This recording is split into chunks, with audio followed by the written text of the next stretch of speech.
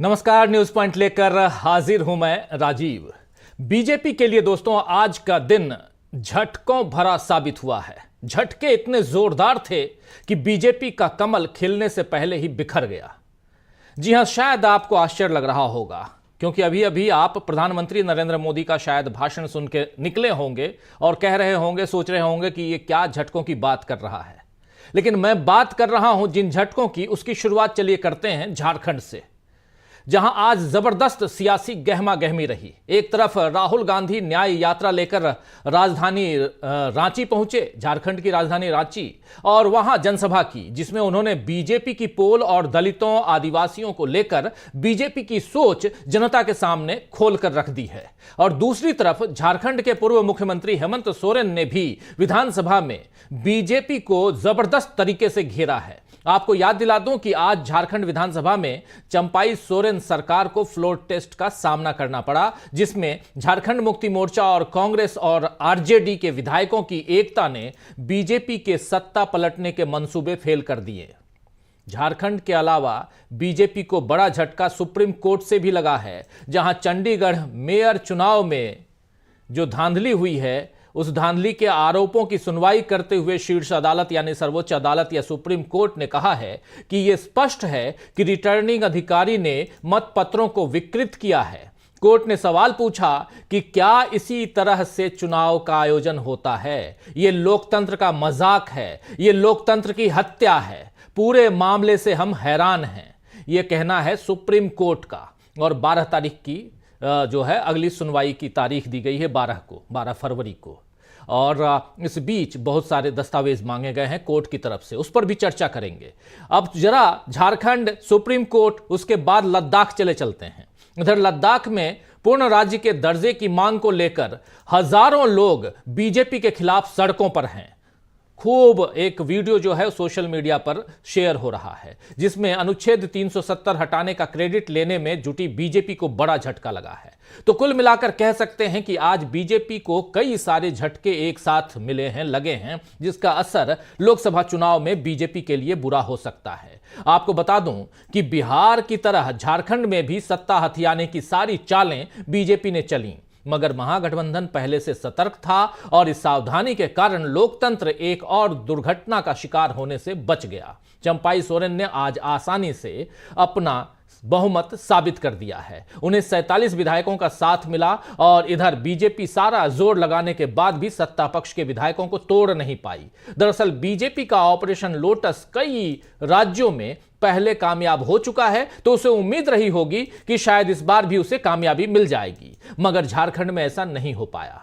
विधानसभा में floor test के दौरान हेमंत सोरेन ने जोरदार भाषण दिया। पहले चंपाई सोरेन ने दिया, जो अभी सिटिंग सीएम है। अब आज उन्होंने अपना जो बहुमत है वो साबित कर दिया। तो पहले चंपाई सोरेन ने भाषण दिया और उसके बाद हेमंत सोरेन ने भाषण दिया और उसमें बता दिया कि किस तरह उन्हें गिरफ्तार करने का खेल रचा गया और कैसे आदिवासियों और दलितों को हाशिए पर रखने की साजिश बीजेपी जो है वो कर रही है। और आज के हेमंत सोरेन के भाषण से बीजेपी को एक बड़ी चुनौती मिली हुई है, क्योंकि उनके भाषण का असर केवल झारखंड में ही नहीं होगा दोस्तों, बल्कि पूरे देश के आदिवासी समाज पर नजर आ सकता है। आइए जरा सुन लेते हैं हेमंत सोरेन ने क्या कुछ कहा, कुछ खास बातें उनकी सुनिए। अध्यक्ष महोदय, मैं आंसू नहीं बहाऊं, आंसू वक्त के लिए रखूंगा। आप लोगों के लिए आंसू का कोई मतलब नहीं। आदिवासी दलितों का, पिछड़ों का, आदिवासी के आंसुओं का कोई मूल्य नहीं। वक्त आने पर हम इनके एक एक सवालों का जवाब और एक एक इनके षड्यंत्र का जवाब वक्त आने पर बड़ी माकूल तरीके से दिया जाएगा। तो सुन रहे थे आप हेमंत सोरेन को, कह रहे हैं कि आंसू उस वक्त के लिए रखूंगा जब इसकी जरूरत है। आज दलितों, आदिवासियों, पिछड़ों के आंसुओं का कोई मोल नहीं है और वो अपने आंसू बचा कर रख रहे हैं, ये कह रहे हैं यहां हेमंत सोरेन। कुछ इसी अंदाज में आज रांची की जनसभा में राहुल गांधी ने भी बीजेपी को घेरा है। राहुल गांधी ने जातिगत जनगणना से लेकर निजीकरण के खेल तक बीजेपी की सारी साजिशों का पर्दाफाश किया। आइए जरा सुनते हैं क्या कुछ कह रहे हैं राहुल गांधी। आज मैं अभी सड़क पे था, साइकिल पर 200 किलो कोयला लिए धकेल कर, साइकिल पर 200 किलो कोयला लिए धकेल कर भूखे आदिवासी 50 किलोमीटर चल रहे थे। मैंने अपनी आंखों से देखा। वहां पे आपको आदिवासी मिल जाएगा, वहां पे आपको दलित मिल जाएगा, वहां पे आपको पिछड़ा मिल जाएगा, मगर किसी बड़ी कंपनी में नहीं मिलने वाला, किसी अस्पताल के मैनेजमेंट के ऑफिस में नहीं मिलने वाला। यही हिंदुस्तान के सामने सबसे बड़ा सवाल है, इससे बड़ा सवाल है ही नहीं। और इसीलिए हमारा पहला कदम पूरे देश में जाति जनगणना को करवाने का होगा और हम पता लगाएंगे इस देश में दलित कितने, आदिवासी कितने, पिछड़े कितने। तो सुन रहे थे आप राहुल गांधी को। सीधा उसी रांची में, उसी झारखंड में यहां राहुल गांधी भी गरज रहे थे। उधर सदन के अंदर यानी विधानसभा के अंदर विश्वास मत हासिल करते वक्त एक दिन के लिए जो आए थे इस फ्लोर टेस्ट के लिए अपना मत देने के लिए, हेमंत सोरेन पूर्व मुख्यमंत्री, वो जो कुछ बातें कह रहे थे वो भी आपने सुना। आपको बता दूं कि जनसभा से पहले इधर जब राहुल गांधी रांची में जो जनसभा कर रहे थे उससे पहले राहुल गांधी ने आज हेमंत सोरेन की पत्नी कल्पना सोरेन से उनके आवास पर मुलाकात की। इस मुलाकात की तस्वीर कांग्रेस ने एक्स पर शेयर करते हुए लिखा है कि हम सभी एकजुट होकर न्याय की लड़ाई जारी रखेंगे। ये देखिए, आज झारखंड में श्री राहुल गांधी से श्रीमती कल्पना सोरेन जी ने मुलाकात की। हम सभी एकजुट होकर न्याय की लड़ाई जारी रखेंगे, जनता की आवाज बुलंद करेंगे, नफरत हारेगी, इंडिया जीतेगा, इंडिया, ये कह रहे हैं कांग्रेस पार्टी की तरफ से ये शेयर किया गया है। और आज झारखंड में वाकई इंडिया की ही जीत हुई है दोस्तों, क्योंकि बीजेपी की सारी चालें यहां फेल हो गई। इस बारे में कांग्रेस महासचिव जयराम रमेश ने भी कहा है कि अपने सर्वोत्तम निष्कृष्ट प्रयासों के बावजूद बीजेपी को असफलता हाथ लगी है, क्योंकि हमने आसानी से फ्लोर टेस्ट पास कर लिया है। यह झारखंड की कहानी है।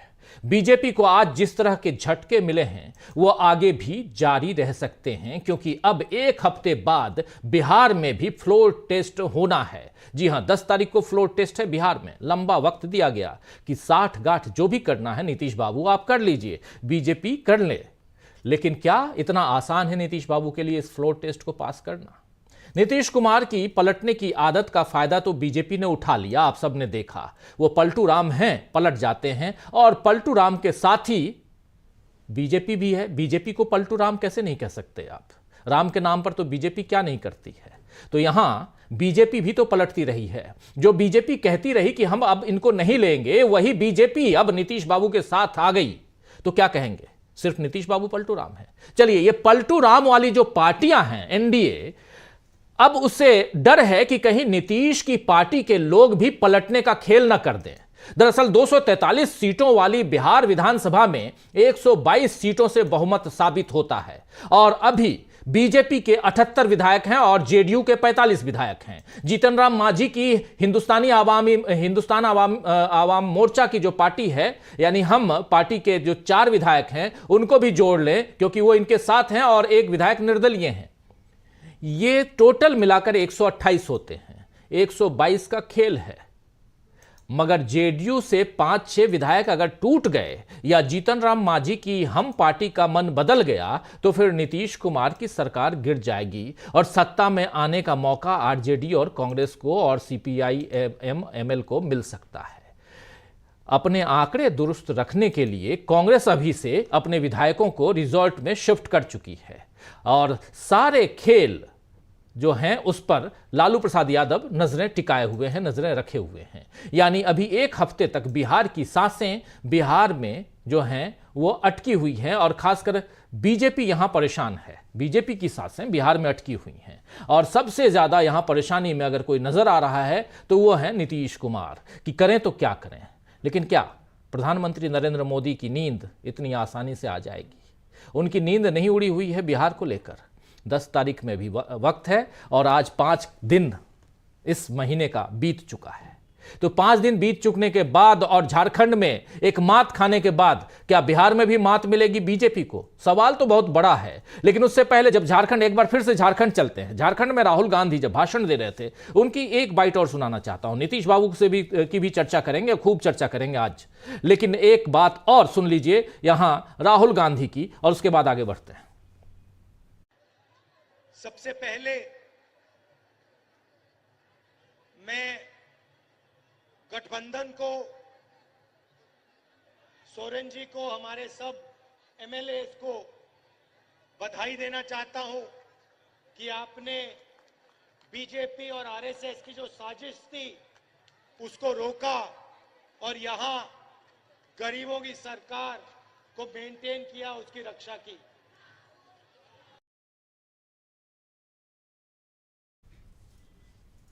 तो साफ साफ एक साथ मिलता हुआ कांग्रेस को जेएमएम का साथ और बहुत ही मजबूत गठबंधन यहां दिखाई दे रहा है। प्रधानमंत्री नरेंद्र मोदी थोड़ी देर पहले जब गरज रहे थे, जब चुनावी प्रचार कर रहे थे सदन के अंदर से, हालांकि वो जो भाषण था उनका वो राष्ट्रपति के अभिभाषण पर धन्यवाद प्रस्ताव का जवाब देने का होता है।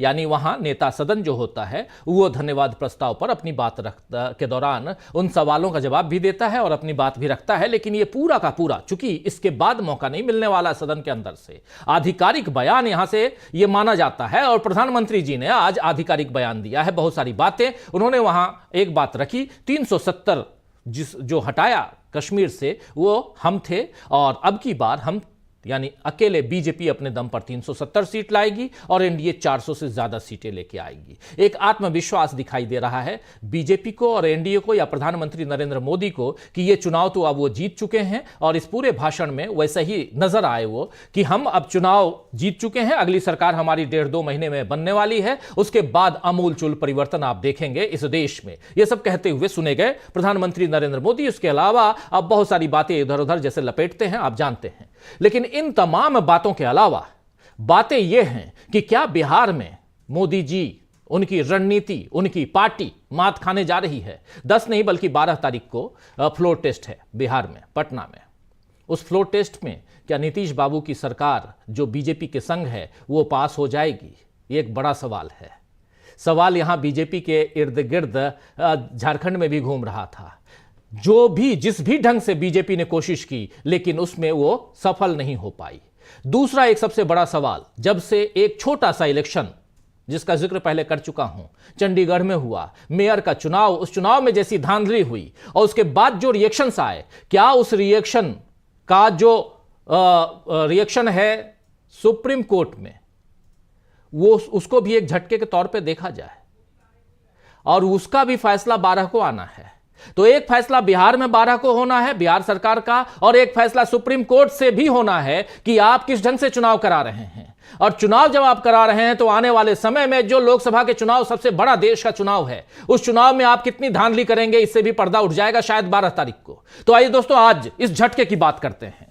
इस न्यूज पॉइंट में आज चर्चा करेंगे कि क्या दूसरों को झटका देकर सत्ता हथियाने वाली बीजेपी के खेल के दिन अब पूरे हो गए हैं? क्या अब लोकतंत्र का पहिया बीजेपी की चालाक रणनीतियों को रौंदता हुआ आगे बढ़ चुका है? बहुत सारी बातें और इन बातों का जवाब खोजने की कोशिश करते हैं, ढूंढने की कोशिश करते हैं। हमारे साथ 5 वरिष्ठ साथी जुड़े हुए हैं उन सबके जरिए। आइए देखिए, हमारे साथ 5 वरिष्ठ साथी हैं। डॉक्टर राकेश पाठक जी हैं, हमारे साथ सुनील शुक्ला जी हैं, हमारे साथ प्रशांत टंडन जी हैं, हमारे साथ अमलेंदु उपाध्याय जी हैं और डॉक्टर दीपक पाचपोर जी हैं। आप पांचों साथियों का स्वागत करता हूं और स्वागत इस्तकबाल आप तमाम दोस्त साथी शुभचिंतक आप सबका जो अब तक जुड़ चुके हैं, जो जुड़ने वाले हैं इस कार्यक्रम में। सीधा आना चाहता हूं डॉक्टर राकेश पाठक जी आपके पास ही। बहुत सारी बातें झारखंड से लेकर सुप्रीम कोर्ट तक वाया बिहार, कैसे देखते हैं आप? क्या कुछ देखते हैं? क्या यहां झटके पे झटका है? हां, अगर दिल्ली आते हैं, सुप्रीम कोर्ट आते हैं, तो रास्ते में संसद भी है, वहां भी जरा चलेंगे। नरेंद्र मोदी, भारतीय जनता पार्टी और उसके गठबंधन में शामिल ईडी, आईटी, सीबीआई, निर्वाचन आयोग, पूरी मशीनरी जो घटक दल के रूप में एनडीए में शामिल है, उन सब के लिए आज का दिन बहुत भारी रहा होगा। आज की तारीख उन्हें बहुत दिनों तक याद रहेगी। एक दिन में दो बड़े झटके, थोड़ा मुहावरे की भाषा में कहा जाए तो दो करारे तमाचे लगे हैं इस गठबंधन के दोनों तरफ के गालों पर। एक झारखंड से बहुमत का आंकड़ा तमाचे के रूप में, और दूसरा सबसे बड़ी अदालत से लोकतंत्र की हत्या जैसे जुमले का इस्तेमाल चीफ जस्टिस ऑफ इंडिया ने किया। ये दो झटके ये बताने के लिए पर्याप्त हैं कि देश को अब अच्छी तरह ये समझ लेना चाहिए कि भारतीय जनता पार्टी, नरेंद्र मोदी, अमित शाह, इनकी लोकतंत्र में कोई आस्था नहीं है। झारखंड में जो कुछ हुआ पूरे देश ने देखा, किस तरह ईडी ने हेमंत सोरेन को गिरफ्तार किया, किस तरह राजभवन बहुमत के नेता को शपथ लेने के लिए, सरकार बनाने के लिए न्योता देने में हीला हवाली करता रहा, और किस तरह पटना में चंद मिनटों और घंटों में शपथ दिला दी गई नीतीश कुमार को, यह भी देश ने देखा। और चंडीगढ़ में पीठासीन अधिकारी ने जो कुछ किया वो कैमरे में दर्ज होकर पूरी दुनिया के सामने रहा। सुप्रीम कोर्ट ने खुद देखा, चीफ जस्टिस ऑफ इंडिया ने कहा ही है ये सब कि वो कैमरे में देखकर जो कुछ कर रहा था वो लोकतंत्र का मखौल है, लोकतंत्र की हत्या है। मैं चंडीगढ़ के मसले में छोटा सा एक छिपक जोड़ना चाहता हूं राजीव जी। हमारा सुप्रीम कोर्ट, हमारी सबसे बड़ी अदालत, जेर बहस कई सारी ऐसी बातें कहता और करता है जो बाद में फैसले में दिखाई नहीं देती। आपको महाराष्ट्र का मसला याद होगा, महाराष्ट्र के मामले में न जाने क्या क्या कहा गया। फैसले में भी कहा गया विधानसभा अध्यक्ष का फैसला गलत है, ऐसा हुआ, ये गलत है, ये गलत है, ये गलत है, लेकिन सरकार चलती रहेगी। ये अजीब तरह का न्याय है। नैसर्गिक न्याय का सिद्धांत तो ये कहता है, डिवाइन जस्टिस तो ये कहता है कि अगर आपने सब कुछ गलत माना था तो महाराष्ट्र में एकनाथ शिंदे की सरकार चलती कैसे रही? सरकार उसी दिन उस टिप्पणी के साथ ही नल एंड वॉइड क्यों नहीं हो गई, बर्खास्त क्यों नहीं हो गई? जी, मुझे चंडीगढ़ के मामले में भी ये देखना है, मुझे भी और देश को, कि जो कुछ कहा गया कायदे से तो आज शाम को सूरज डूबने से पहले उस कथित पीठासीन अधिकारी को के खिलाफ मुकदमा दर्ज होकर उससे सलाखों के पीछे होना चाहिए था। ये जघन्य अपराध है इस लोकतंत्र के पूरे प्रांगण में, लोकतंत्र की व्यवस्था में, कि आप गलत तरीके से मतपत्रों को रिजेक्ट करके अपात्र को जिता दें।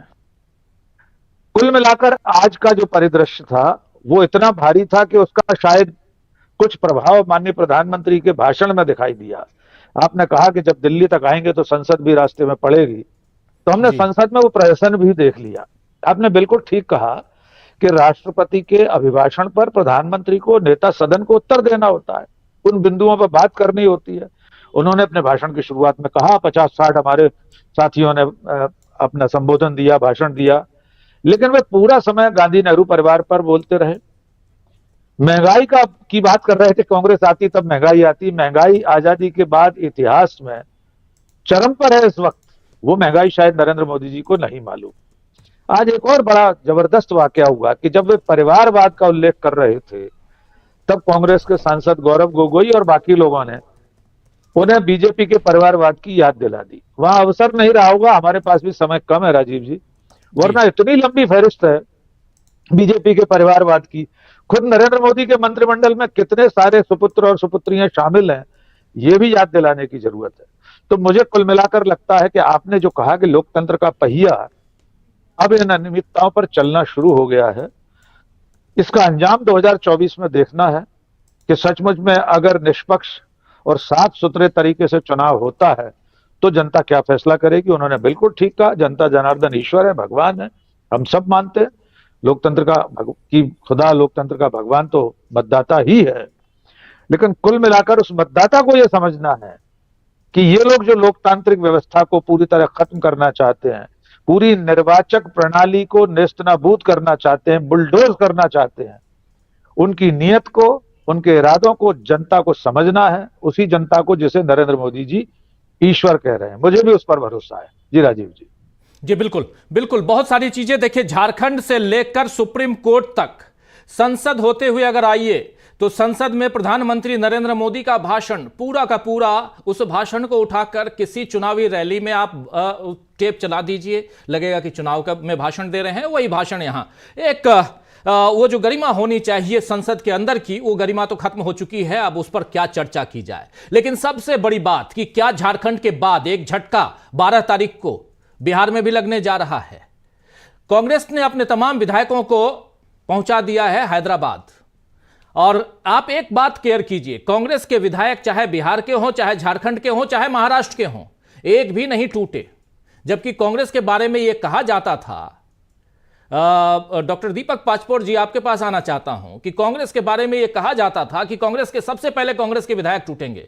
लेकिन ना महाराष्ट्र के विधायक टूटे, ना झारखंड के टूटे, पूरे के पूरे रहे। और ना ही अब बिहार के टूटने वाले हैं, सब चले गए हैं हैदराबाद। और वहां से 12 तारीख को बिहार में ये फ्लोर टेस्ट है नीतीश सरकार का। अब क्या इस फ्लोर टेस्ट में नीतीश बाबू, उससे पहले क्या खेल हो जाएगा? क्योंकि बातें तो ऐसी ही आ रही हैं। एक बात यह भी आ रही है कि वहां जो नाराज बैठे हुए हैं रामविलास पासवान के सुपुत्र चिराग पासवान, वो भी कुछ खेल करने की फिराक में हैं। एक बात यह भी आ रही है कि जेडीयू के कुछ विधायक आरजेडी के संपर्क में हैं, क्योंकि वो निराश हैं, वो नहीं चाहते थे उधर जाना।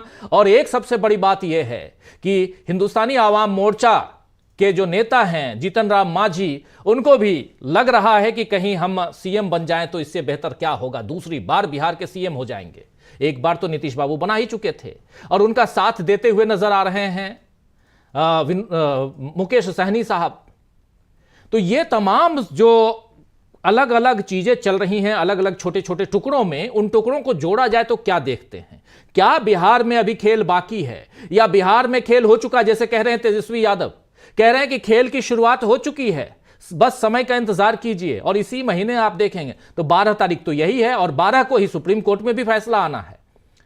जो कुछ सुप्रीम कोर्ट में 12 तारीख को या आज की तारीख में सुप्रीम कोर्ट ने जो कुछ कहा है, चलिए जरा मैं पढ़ के सुना देता हूं। थोड़ी देर में कहूंगा कि मेरे साथी उसको स्क्रीन पे भी ले आए। बहुत इंपॉर्टेंट मसला है जो सुप्रीम कोर्ट ने कहा है और इस मामले को आप तक पहुंचाना इसलिए ज़रूरी है कि सुप्रीम कोर्ट की जो टिप्पणी है वो कितना इंपॉर्टेंट है। CJI, chief justice of India, कई बार तो भरोसा ही नहीं होता है। अब न्यायपालिका से भरोसा उठता जा रहा है, जिसका थोड़ा बहुत जिक्र कर रहे थे हमारे साथी डॉक्टर राकेश पाठक जी। तो सीजेआई जो कह रहे हैं, काश यही बात रिफ्लेक्ट करे उनके 12 तारीख के फैसले में, तो कुछ और बात हो। लेकिन जो आज उन्होंने कहा है, वो हूबहू जो कहा है वही आपके सामने उसका हिंदी रूपांतरण रख देता हूं। कह रहे हैं कि क्या वो इस तरह से चुनाव आयोजित करते हैं? सवाल कर रहे हैं। ये लोकतंत्र का मजाक है, ये लोकतंत्र की हत्या है। इस आदमी पर मुकदमा चलाया जाना चाहिए। ये कौन कह रहा है? सुप्रीम कोर्ट का चीफ जस्टिस कह रहा है कि इस आदमी पर मुकदमा चलाया जाना चाहिए। अब तक तो जैसे कह रहे थे डॉक्टर साहब कि अब तक तो उन पर एफआईआर हो जाना चाहिए था, इस आदमी पे मुकदमा चलाया जाना चाहिए। आपने कांग्रेस और आप गठबंधन के 8 उम्मीदवारों के वोट अवैध घोषित होने के बाद उम्मीदवार को विजेता घोषित कर दिया। वो कैमरे की ओर क्यों देख रहे हैं? ये देखिए, ये कैमरे की तरफ देख देख करके कैमरे की तरफ क्यों देख रहे हैं और भगोड़े की तरह क्यों भाग रहे हैं? पीठासीन अधिकारी को मतपत्र में बदलाव करते देखा गया इस कैमरे में। उन्हें बताएं कि सुप्रीम कोर्ट उन पर नजर रख रहा है। यह सीजेआई का कहना है, चीफ जस्टिस ऑफ इंडिया का कहना है। इससे ज्यादा खुलकर और कोई क्या बोल सकता है? लेकिन इन्हीं महाशय से, इन्हीं सीजेआई से करबद्ध यह भी प्रार्थना है बड़े अदब के साथ कि भाई साहब, सर, मिलॉर्ड, जो भी कह लें, आप इसको अपने जो फाइनल जो आप फैसला देंगे उसमें भी तो रिफ्लेक्ट कीजिए। कई बार ऐसा हुआ है, आप बोलते कुछ और हैं, फैसला कुछ और आता है। ये तकलीफ होती है। ये मेरी तकलीफ नहीं है, जनता की तकलीफ है। इसीलिए कह रहा हूं कि कम से कम जो बात आपने कही है, आप कह रहे हैं कि इन पर मुकदमा होना चाहिए इस महाशय पे, तो मुकदमा के लिए आपने आदेश पारित कर दिया होता तो ज्यादा अच्छा होता, इसके बाद देखा जाता। खैर, लेकिन आते हैं हम अपने साथी के पास, डॉक्टर दीपक पाचपोर जी के पास। दीपक जी, जरा सुप्रीम कोर्ट से लेकर बिहार की तरफ चलते हैं तो बिहार में भी तो खेल ऐसे ही रचा गया। ऐसे ही खेल आपने देखा झारखंड में, जहां सच की जीत हुई है। आज सीधे शब्दों में कहा जाए तो आज सच की जीत हुई है। झारखंड का रिफ्लेक्शन क्या बिहार पे आप देखते हैं? और सुप्रीम कोर्ट में जो कुछ हो रहा है उस पर एक छोटी सी टिप्पणी आपकी। राजू जी, बहुत एक लंबे समय से अब ऐसा लगने लगा है। वैसे तो हम अब तक मानते थे कि जो सीजीआई की जो कुर्सी है वो देश में सबसे ऊंची सीट है, सबसे ऊंची कुर्सी है, न्याय की कुर्सी। लेकिन ऐसा लगता है कि पिछले कुछ समय से जो राज्यसभा की एक सीट होती है या राज्यपाल की कोई सीट होती है वो कहीं ओवरशेडो हो रही है और उसने अपनी छाया में जो है सीजीआई की जो सीट है उसको तक छुपा दिया है। मतलब अगर हम बात करें रंजन गोगोई वाले मामले से, हमें शक करने का पूरा पूरा हक है, क्योंकि हम तो सुप्रीम कोर्ट को एक स्वतंत्र एंटिटी के रूप में लेते हैं। हमें इससे मतलब नहीं है कि इस वक्त सीजीआई कौन है, पहले कौन सीजीआई था। लेकिन पिछले कुछ समय से आप देखिए कि किस प्रकार से जस्टिस लोगों का जो व्यवहार किस प्रकार से रहा है। रिटायर होते हैं, राज्यसभा में चले जाते हैं, कोई राज्यपाल बन जाता है, कोई बड़ा पद ले लेता है, तो शक होना बहुत आसान है। और आप जो कह रहे हैं ये दुख पूरे देश का है कि ऐसा लगता है कि क्या हमारे जो जस्टिस महोदय हैं, मिलॉर्ड्स जो हैं, वो क्या देश में बाकी सब चीजें होते नहीं देख रहे हैं? अगर वहां पर जो बैठा आदमी जो ठप्पे मार के 8-8 वोट को रिजेक्ट कर रहा है, वो केवल किसी जो चुनावी प्रक्रिया का केवल उल्लंघन नहीं कर रहा राजू जी, वो फोर्जरी है। वो सीधे सीधे अगर कहा जाए तो एक तरह से जिसे हम कहते हैं कि धोखाधड़ी के बनावटी पेपर तैयार कर रहा है, जिसे हम फोर्जरी कहते हैं, धोखाधड़ी, वो तो गलत पेपर्स तैयार कर रहा है। आप इसी को देखिए कि हमारे कितने सारे मानवाधिकार कार्यकर्ता हैं, कितने सारे जो लोग हैं, एक थोड़ी सी शिकायत होती है, शक होता है, केंद्रीय जांच एजेंसियां उन्हें सीधे सीधे जेल में भेज देती है। आप लगा लीजिए हिसाब कि कितने लोग जेलों के पीछे हैं, लंबे लंबे समय तक उनकी कोई सुनवाई नहीं होती। तो ये व्यक्ति जो है अभी तक जब देख लिया है कि ये गलत काम कर रहे हैं, अगर चीफ जस्टिस ऑफ इंडिया की टिप्पणी है और निश्चित रूप से वो रिटर्न में भी होगी, ऐसा नहीं है कि केवल मौखिक होगी। अगर सीजीआई मानता है बिल्कुल रिटर्न में है, लिखित है, ये दस्तावेज में है ऑलरेडी। जो उन्होंने आज कहा है ये कोई वो नहीं है कि कह दिए बस, ये ऑलरेडी लिखित है। जी, तो अगर ये लिखित है, फैसला नहीं है। हाँ, फैसले की कॉपी में आगे क्या आता है देखा जाएगा। फैसला नहीं है, लेकिन इसके बाद कार्यपालिका को भी तो अपनी ओर से कुछ काम करना चाहिए और पता करना चाहिए कि आखिर आप किन चीजों पे दस्तखत कर रहे हैं। तो सीधे सीधे मेरा यह कहना है कि कुछ मामलों में आप इतनी तत्परता दिखाते हैं कि उसे अपनी बात कहने का मौका तक नहीं मिलता और वो जेलों के पीछे चले जाते हैं। लेकिन ये व्यक्ति है, पिछले जब से इन्होंने अपनी वहां पे मेयर भी चुन लिया, बना लिया, और ये व्यक्ति स्वतंत्र घूम रहा है, तो निश्चित रूप से कभी कभी बड़ा दुख होता है। और आप जो कह रहे हैं बहुत सही है कि अगर आपका जो ऑब्जर्वेशन है, आपका जो आप जो देख रहे हैं जिस चीज को, वो आपके निर्णयों में क्यों नहीं रिफ्लेक्ट हो रहा है, तो इसके कारण हो ये रहा है कि न्यायपालिका की अपनी विश्वसनीयता जो है वो भी बड़ी संदिग्ध हो गई। हमको बड़े दुख के साथ कहना पड़ता है, क्योंकि न्यायपालिका अंततः देश की सारी आशाओं की अंतिम किरण अगर होती है तो न्यायपालिका होती है। हमें हमेशा ऐसा लगता है कि देश में चाहे जो कुछ हो जाए, चाहे क्या कार्यपालिका भ्रष्ट हो जाए, चाहे विधायिका भ्रष्ट हो जाए, सारी ताकतें भ्रष्ट हो जाए, लेकिन एक संस्था तो ऐसी खड़ी है हमारे पास जिसके बारे में हम कहते हैं कि वो स्वतंत्र है, इंडिपेंडेंट है, सब कुछ कर सकती है वो, तो वो आखिर क्यों नहीं वक्त पर एक्शन लेती। और उसके बाद मेरा ऐसा ख्याल है कि इस टिप्पणी के बाद अब देखना यह होगा कि इस व्यक्ति के साथ क्या किया जा रहा है, जिसने 8-8 जो है वो आप और कांग्रेस के ही विपक्षी दलों के ही पत्रों को सीधे सीधे रिजेक्ट कर दिया है। इसको लेकर दूसरी बात और होती है जो और बहुत दुखदायी है कि ये जो लंबी लंबी जो तारीखें मिलती हैं, उतने दिनों में तो बहुत सारे लोग काफी कुछ काम कर लेते हैं। आखिरकार आप क्यों नहीं उसको तुरंत पूछताछ के लिए उसको पेश किया जाता, क्यों नहीं गिरफ्तारी होती। अब ये खैर न्यायपालिका की, सीजीआई की अपनी बात है, उसके और क्या निटी ग्रिटी होगी वो देखकर, लेकिन हम उम्मीद करते हैं कि अगर इतनी सख्त टिप्पणी है तो कोई ना कोई कार्रवाई जरूर होगी। दूसरी बात मैं आऊं कि झारखंड वाला मामला है, तो जी आप कुछ कहना चाहते हैं राजू जी? नहीं, प्लीज अपनी बात पूरी कीजिए। जी जी जी जी। तो झारखंड का मामला है, निश्चित रूप से झारखंड में बहुत बड़ी पटकनी मिली है भारतीय जनता पार्टी को, जिसको हम कहते हैं मल्टीपल फेल्योर्स है। उसमें तमाम तरह के उनकी जांच एजेंसियों के ऊपर बहुत बड़ा तमाचा है। उसके बाद जो है जिस प्रकार से वहां पर हेमंत सोरेन ने भाषण दिया, उन्होंने बताया कि मैंने अपने आंसू जो है वक्त पर के लिए रोक रखे हैं, लेकिन उन्होंने एक और बात कही। उन्होंने कहा कि आप जिस 8.5 एकड़ के घोटाले की बात कर रहे हैं उसके आप मुझे कागजात दिखा दीजिए। उन्होंने कहा मैं न केवल राजनीति छोड़ दूंगा बल्कि मैं झारखंड को ही छोड़ के बाहर चला जाऊंगा। ये हेमंत सोरेन की बात है, बड़ा उन्होंने दावे के साथ कहा है। तो अब फर्ज बनता है ईडी का, उसके बाद सुप्रीम कोर्ट जो है या कोर्ट में जहां पर उनका मामला है वो पूछे कि भाई कहां है वो कागज। वो तो ये भी रहा है कि जैसे शराब घोटाले के बारे में भी कहा जाता है कि शराब घोटाला क्या है, इसको आज तक कोई भी ठीक से बूझ नहीं पाया है, कोई भी जांच एजेंसी ठीक से बता ही नहीं पा रही है कि आपने 3-3 मंत्रियों को अंदर किया है, उसके बाद एक सांसद आपका अंदर है, उसके बाद मुख्यमंत्री पे आप तलवार लटकाए हुए हैं, शिक्षा मंत्री के ऊपर तलवार लटकाए हुए हैं। तो आप घोटाले को एक्सप्लेन तो कीजिए, और आप कितना लंबा लंबा समय लेंगे, तो निश्चित रूप से लोकतंत्र की बड़ी हार है। लेकिन यहां पर जो है ये बताया गया है कि तमाम एजेंसियों के ऊपर भी अगर कोई है तो विधायिका है, और यहां पे एक भी विधायक का न टूटना ये बहुत बड़ी बात है। अब कांग्रेस में देखिए दो तरह के लोग हैं, एक तो मिलिंद देवड़ा, हेमंता बिश्व शर्मा, जितिन प्रसाद, ऐसे लोग हैं जो छोड़ के चले जाते हैं। दूसरे बेचारे विधायक हैं छोटे छोटे, उनके ऊपर बहुत दबाव होता है, ऐसा नहीं है इनको धमकियां मिलती है, दबाव आते हैं, लेकिन ये अटूट है, ये जुड़े हुए हैं। यही मुझे लगता है कि कांग्रेस की आशा के केंद्र होने चाहिए, जिसके बारे में राहुल कहते हैं कि जो डर रहा है वो चला जाए हमारे पास से, हमें ऐसे कांग्रेसियों की जरूरत नहीं है, जो नहीं डरता वो कांग्रेसी रहे। ये जो कांग्रेसी और तमाम तरह के जेएमके की तारीफ करनी पड़ेगी कि उन्होंने अपनी सरकार को जिस हिसाब से बचाया, जितनी रणनीतिक कुशलता के साथ बचाया, तो निश्चित रूप से वो भी सीखना चाहिए। क्योंकि ऑपरेशन लोटस यहां चाहे फेल हो गया हो, लेकिन ऑपरेशन लोटस तो हर राज्य में चलाने की कोशिश करती है भारतीय जनता पार्टी। बिल्कुल। ये सबके लिए एक सबक है, लेकिन सबसे बड़ा सबक भारतीय जनता पार्टी को सीखना चाहिए, और कम से कम वो जाने कि लोकतंत्र किस तरीके से चलता है, और इस तरीके की जो दखलंदाजी है, जिस प्रकार से जांच एजेंसियों के जरिए आप सरकारों को गिराने की, अस्थिर करने की कोशिश करते हैं, तो पूरे देश के लिए घातक है, और देश की ओर से भी इनका विरोध होना चाहिए। राजीव जी, यहाँ एक महत्वपूर्ण बात ये भी है कि ये जो गठबंधन है कांग्रेस और झारखंड मुक्ति मोर्चा, आरजेडी और सीपीआई एमएल, सीपीआई और सीपीएम का जो ये वाम दलों का जो गठबंधन है, ये गठबंधन कितना मजबूत है, कितना इंटैक्ट है, ये साफ दिखाई दे रहा है, चाहे बिहार हो या झारखंड हो। झारखंड से जरा बिहार की तरफ आते हुए, और प्रशांत टंडन जी आपके पास जल्दी से आना चाहता हूँ, फिर सुनील शुक्ला जी के पास आता हूँ।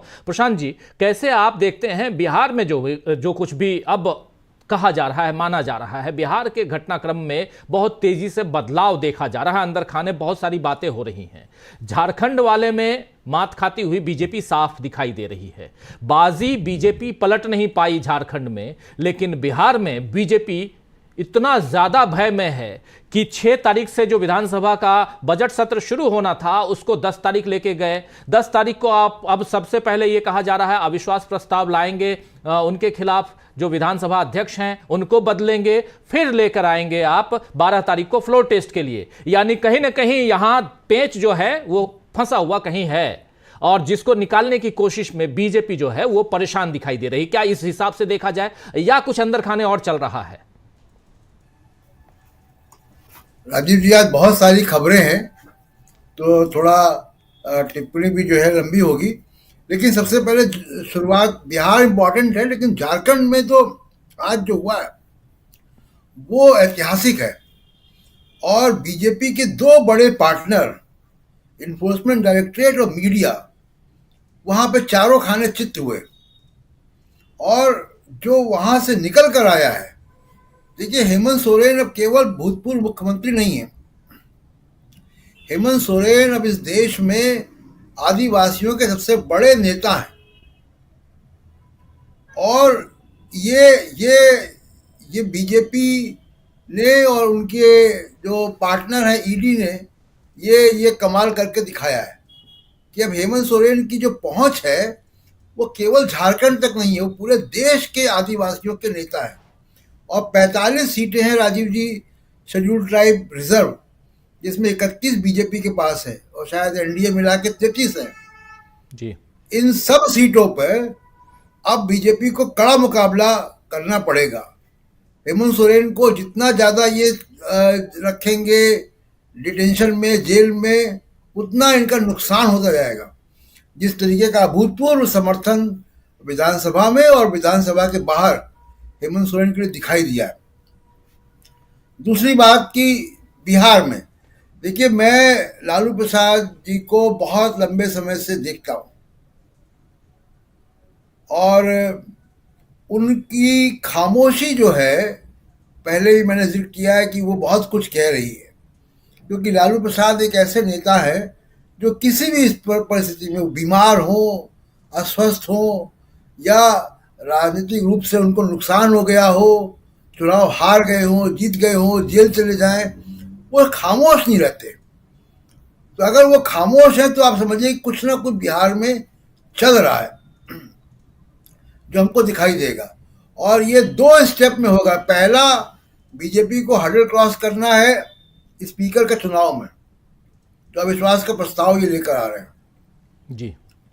हो सकता है कि आरजेडी अपनी रणनीति में उनको फाइनली कुछ करना, जो भी करना है, वो स्पीकर के चुनाव में पत्ते ना भी खोले और स्पीकर के खिलाफ जो अविश्वास का प्रस्ताव आएगा, हो सकता है कि उसको कामयाब हो जाने दें और उसके बाद भी इसको बचता है। तो ये उनकी विपक्ष की, तेजस्वी यादव की, लालू प्रसाद यादव की रणनीति क्या है, इस पे अभी कुछ कहना बड़ा मुश्किल है। लेकिन जाहिर सी बात है कि वो मंझे हुए खिलाड़ी हैं और वो कुछ ना कुछ वहां पे बिहार में होना है।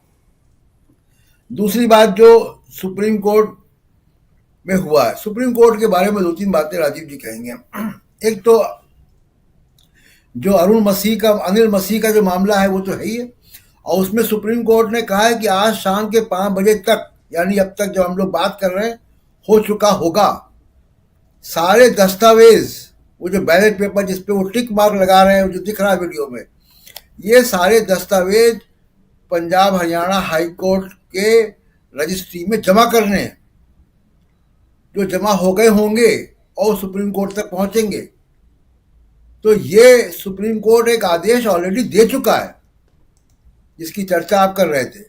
तो सुप्रीम कोर्ट अब 12 तारीख को जब हियरिंग करेगा और इनकी अनिल मसीह की पर्सनल अटेंडेंस लगाई है कि व्यक्तिगत रूप से ये कोर्ट में मौजूद रहेंगे अगले सोमवार को जब तारीख आएगी, तो बहुत सख्त रवैया अपनाया। लेकिन हाँ, जो मैं आपकी बात से सहमत हूं कि सुप्रीम कोर्ट अब तक जो कहता आया है चीफ जस्टिस, वो इम्प्लीमेंट होता कम दिखता है। सेमिनार में हमको बहुत मजबूत बातें दिखाई देती हैं, ऑब्जर्वेशन में बहुत मजबूत बातें दिखाई देती हैं, लेकिन आदेश वैसे नहीं आते हैं। और एक और बहुत बड़ा मामला राजीव जी है कि जिससे सुप्रीम कोर्ट की साख कम हो रही है, जस्टिस बेला त्रिवेदी, सारे ईडी के मामले उन्हीं के पास जाते हैं। हेमंत सोरेन का मामला भी उन्हीं के पास गया था जिसमें रिलीफ नहीं मिला। उमर खालिद की जमानत की अर्जी 14 बार सुप्रीम कोर्ट एडजर्न कर चुका है। जस्टिस बेला त्रिवेदी उस बेंच में भी हैं। और आज अभिषेक बनर्जी तृणमूल कांग्रेस के, उनकी पिटीशन ईडी के बारे में एनफोर्समेंट डायरेक्टरेट के पास थी, वो भी बेला त्रिवेदी की बेंच में गई है। तो सारे महत्वपूर्ण मामले जस्टिस बेला प्रशांत जी, में जा रहे हैं। ये भी बता दीजिए कि कौन है, क्या कनेक्शन है उनका गुजरात से, मोदी जी से? अब जस्टिस बेला त्रिवेदी, नरेंद्र मोदी जब मुख्यमंत्री थे तब वो लॉ सेक्रेटरी थी। मैं ये उनकी उस पिछले उनका पास्ट क्या था और आज वो फैसले कैसे कर रहे हैं, इस पे मैं कमेंट नहीं करना चाहता जी। लेकिन उन्हीं के पास क्यों जा रहे हैं, ये एक सवाल खड़ा होता है, क्योंकि एक खास तरीके का पैटर्न दिख रहा है। और आपको याद होगा राजीव जी, ऐतिहासिक हुआ है भारत के सुप्रीम कोर्ट के इतिहास में 2018 में, जब 4 सुप्रीम कोर्ट के सीनियर मोस्ट जज पहली बार प्रेस कॉन्फ्रेंस करते हैं। जस्टिस चलमेश्वर, जस्टिस कुरियन, रंजन गोगोई और मदन लोकुर, 4 सुप्रीम कोर्ट के सीनियर जज प्रेस कॉन्फ्रेंस करते हैं। और क्यों करते हैं? क्योंकि सारे महत्वपूर्ण मामले जस्टिस अरुण मिश्रा के पास जा रहे थे, इंक्लूडिंग जज लोया का मामला, जो संदिग्ध मौत का मामला। तो ये 4 जज जब प्रेस कॉन्फ्रेंस करने आए तो उनका मुद्दा यही था कि रजिस्ट्री में ये क्या हो रहा है। और वो सवाल आज भी है कि रजिस्ट्री में ये क्या हो रहा है कि सारे महत्वपूर्ण मामले जस्टिस बेला त्रिवेदी की बेंच में जाते हैं और फिर एक खास तरीके का ट्रेंड उनके फैसलों में और आदेश में दिखाई देता है। ये बहुत गंभीर मसला है सुप्रीम कोर्ट की इसमें साख जो है वो कम हो रही है, विश्वास कम होता है। राजीव जी। जी बिल्कुल, सुप्रीम कोर्ट और उसकी साख या उस पर विश्वास जो है वो बरकरार रहे, ये सुप्रीम कोर्ट का, सीजेआई का ये दायित्व है। 1 साल से ज्यादा का समय हो चुका है और इसी साल सितंबर, शायद 30 सितंबर को रिटायर होंगे सीजेआई, लेकिन उससे पहले उनके ऊपर बहुत सारे दारोमदार हैं, बहुत सारी चीजें उनको करना है और अभी बहुत सारे फैसले उनके अधीन हैं जो आना है, जिसमें इलेक्टोरल बॉन्ड का फैसला भी है।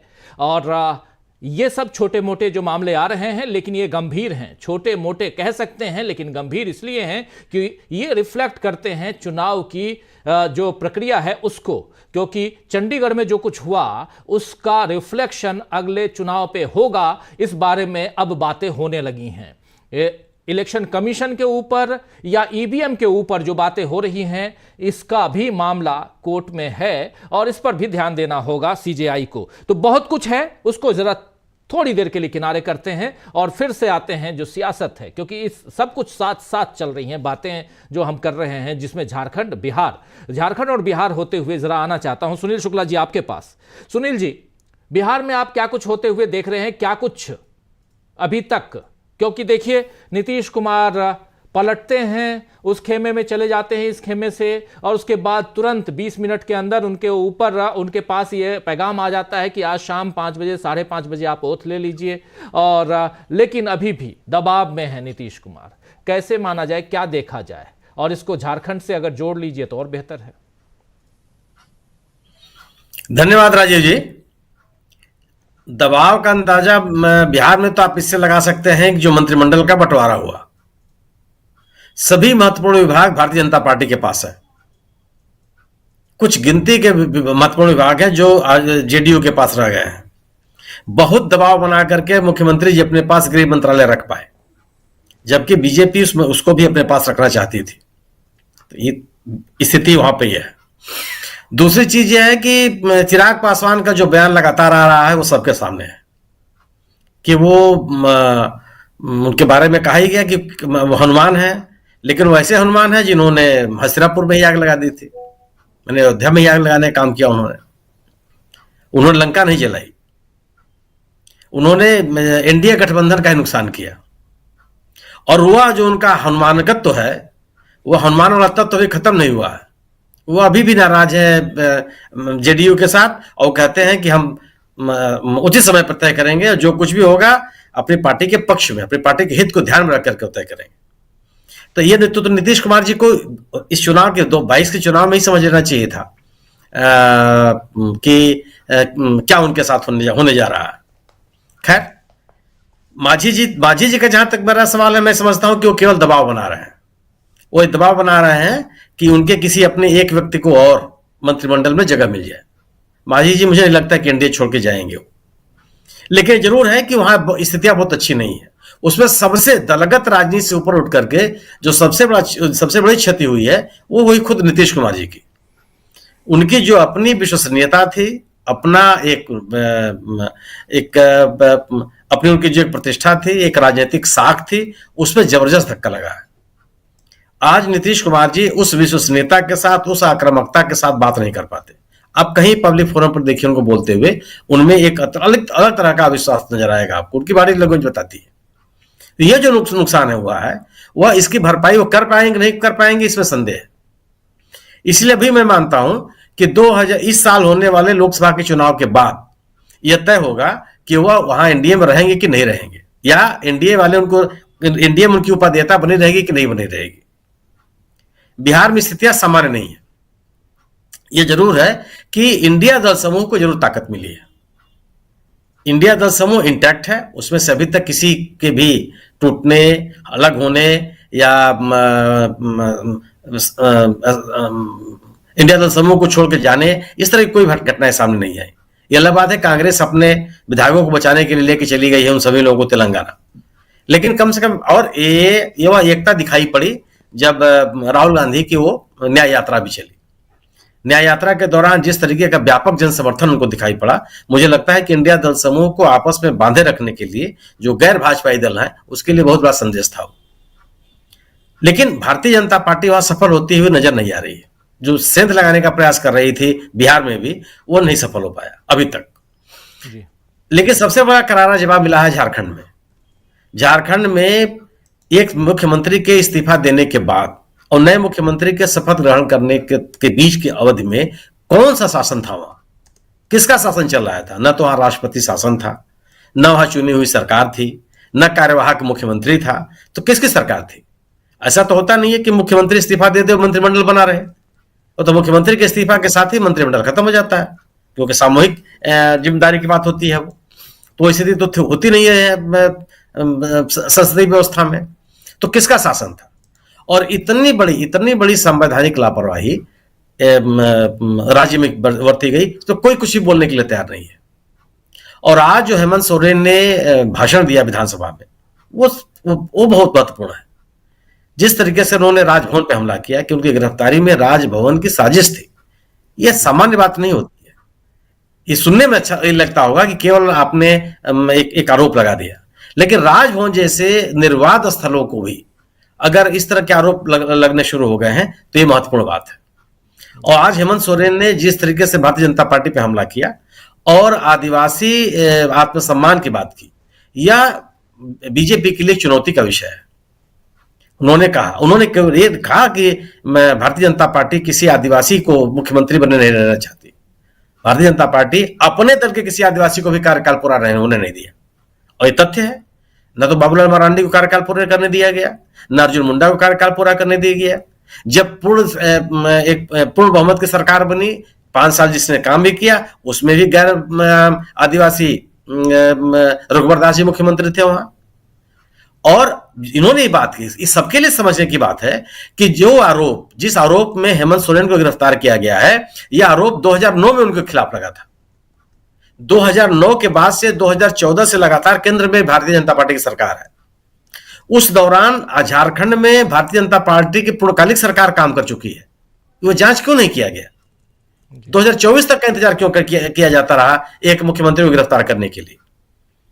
ये जो सवाल रखे हैं हेमंत सोरेन ने, ये ऐसा नहीं है कि उनको आप किनारे कर सकते हैं, उस पे लोगों का रिएक्शन नहीं होगा, या आदिवासी समुदाय में उसका रिएक्शन नहीं होगा।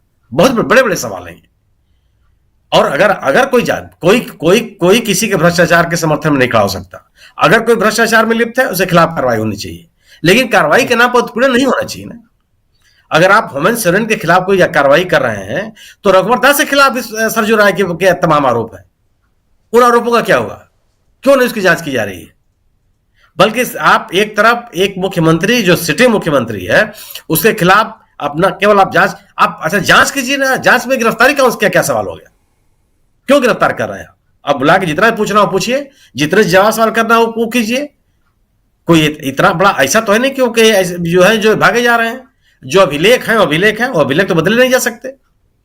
पहले आप तथ्यों की तो जांच कर रहे हैं, तथ्यों की जांच कर लीजिए। अगर एक जमीन किसी ने खरीदी है तो उसकी रजिस्ट्री तो बदल नहीं जाएगी, उसकी खसरा खतरा तो चेंज नहीं हो जाएगा, उसका दाखिल खारिज तो खत्म नहीं हो जाएगा। लेकिन एक मुख्यमंत्री को गिरफ्तार कर लेना, यह तो सरासर सरकार को अपदस्थ करने के लिए या जो जनता का मैंडेट है उसको प्रभावित करने की एक कोशिश है। तो आप एक मुख्यमंत्री के साथ एक कार्रवाई कर रहे हैं, एक दूसरे मुख्यमंत्री के खिलाफ उन्हीं के सरकार के मंत्री में रहे सरजू राय के जो बयान है, जो आरोप है, उससे आप जांच करने के लिए तैयार नहीं है। उनको आपने राज्यपाल बना करके एक संवैधानिक संरक्षण होता है वो आपने प्रदान कर दिया। तो वहां उस राज्य की जनता ये कैसे स्वीकार करेगी कि आप भ्रष्टाचार की जांच कर रहे हैं? एक व्यक्ति के ऊपर लगने वाला आरोप भ्रष्टाचार का आरोप है, उसे गिरफ्तार किया जाना चाहिए, और दूसरे व्यक्ति पर ऊपर लगने वाला आरोप उसका संज्ञान में नहीं लिया जाना चाहिए। तो कैसे लोग स्वीकार करेंगे इसको? तो मेरा अपना मानना है, मेरी अपनी समझ है कि झारखंड में इस घटना का असर झारखंड मुक्ति मोर्चा निश्चित रूप से अपने समर्थकों तक ले जाएगी और इसका असर दिखाई ही पड़ेगा। आज सर्वोच्च न्यायालय की जो टिप्पणी है, इस बिल्कुल सही है। सर्वोच्च न्यायालय की टिप्पणी सामान्य नहीं है, और उस टिप्पणी के बाद भी आपने कौन सी कार्रवाई की? इसी तरह की टिप्पणी किया था शीतला तिसरवार के बारे में सुप्रीम कोर्ट में, तुरंत एफआईआर दर्ज हो गई, उनकी गिरफ्तारी हो गई। जी, यही तो टिप्पणी थी। बिल्कुल सुप्रीम कोर्ट जी, मुंबई से गिरफ्तार करके उनको गुजरात ले जाया गया था, ले जाया गया। और उनके बारे में क्या हो रहा है? यह जो कहा गया है, अभी आप देखिएगा कि कितने बातें आएंगी कि वो जो मतपत्र हैं फाड़ डाले गए, ये उसी समय आरोप लग, इन्होंने ही बयान दिया है, निर्वाचन अधिकारी ने, इनका बयान था जी। कि छीना झपटी में वो हो सकता है कि वो नष्ट हो गए हो। ये भी लोग तो देख रहे हैं कि सुप्रीम कोर्ट के एक आदेश पर एक आपकी यह कार्रवाई होती है और गिरफ्तारी के बाद एक व्यक्ति को भाग करके आना पड़ता है सुप्रीम कोर्ट अपने संवैधानिक अपने व्यक्तिगत स्वतंत्रता के लिए, और एक तरफ जो टिप्पणी होती है और अभी तक कोई सी कार्रवाई का उनकी सूचना नहीं है दूर दूर तक। ये सुप्रीम कोर्ट की टिप्पणी सामान्य टिप्पणी नहीं है, लेकिन ये है कि 12 तारीख को हमारे पास जजमेंट का दिन नहीं, अगली सुनवाई की तिथि है। अगली सुनवाई के दौरान क्या होगा, और उस पे उन्होंने चुनाव पे रोक लगाई नहीं लगाई, मैं नहीं पढ़ पाया कहीं कि जो चुनाव हुआ था वो मेयर को डिक्लेयर किया गया था निर्वाचित, उनको रोका कि नहीं रोका, काम करने से रोका कि नहीं रोका। सवाल इस बात का, अगर आपको प्रथम दृष्टया इतनी चीजें नजर आती हैं तो व्यक्ति कैसे काम कर सकता है? अगर अरुण मिश्रा की नियुक्ति अवैध है, उनका एक्सटेंशन अवैध है, तो फिर पद पे बने क्यों है? अगर माननीय सर्वोच्च न्यायालय ने जो आज टिप्पणियां की, उस टिप्पणी के बाद जो चंडीगढ़ का निर्वाचित मेयर है वो मेयर अपने पद पे क्यों है? उसके सारे अधिकार सीज क्यों नहीं किए गए? अगर न्यायालय ने मान लीजिए नहीं किया तो चंडीगढ़ प्रशासन ने क्यों नहीं किया कि माननीय सर्वोच्च न्यायालय की इतनी बड़ी टिप्पणी है, आप अभी अपने काम से अपने काम के आपके जितने भी अधिकार है वो सीमित किए जाते हैं।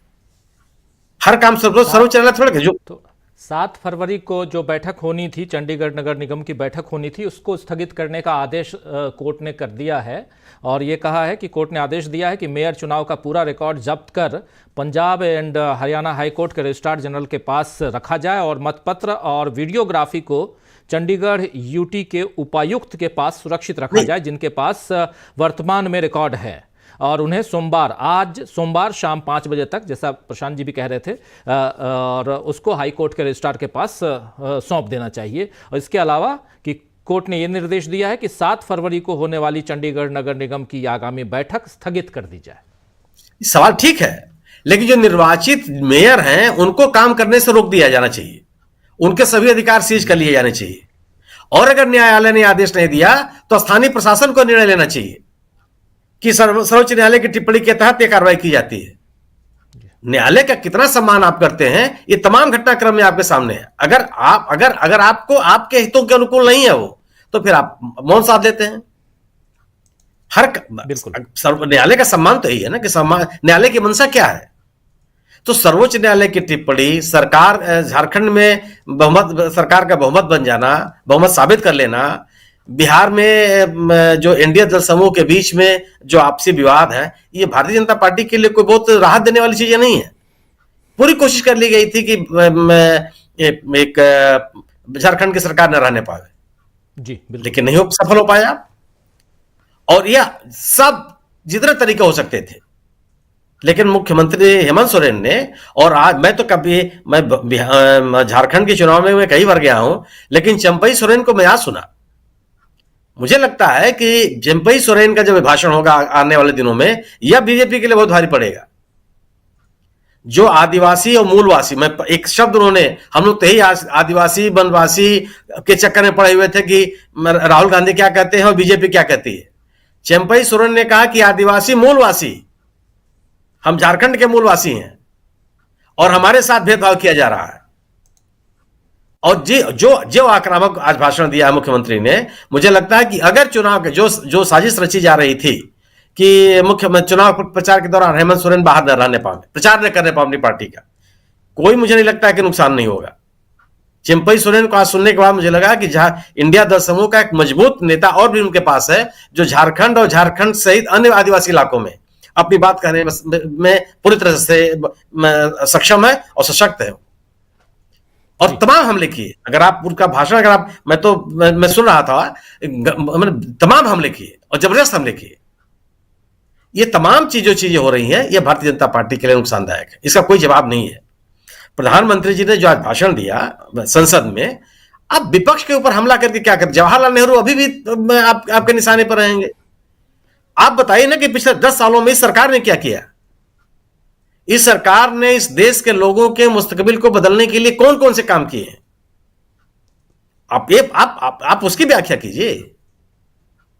कोई इस देश के प्रतिभा में किसी को संदेह नहीं रहा है, लेकिन आपने उस प्रतिभाओं का उपयोग कितना किया है, आप ये बता दीजिए। आप ये बता दीजिए कि पिछले 10 वर्षों के शासनकाल के दौरान इस सरकार ने इस देश की व्यवस्था में आमूलचूल परिवर्तन करने के लिए क्या किया।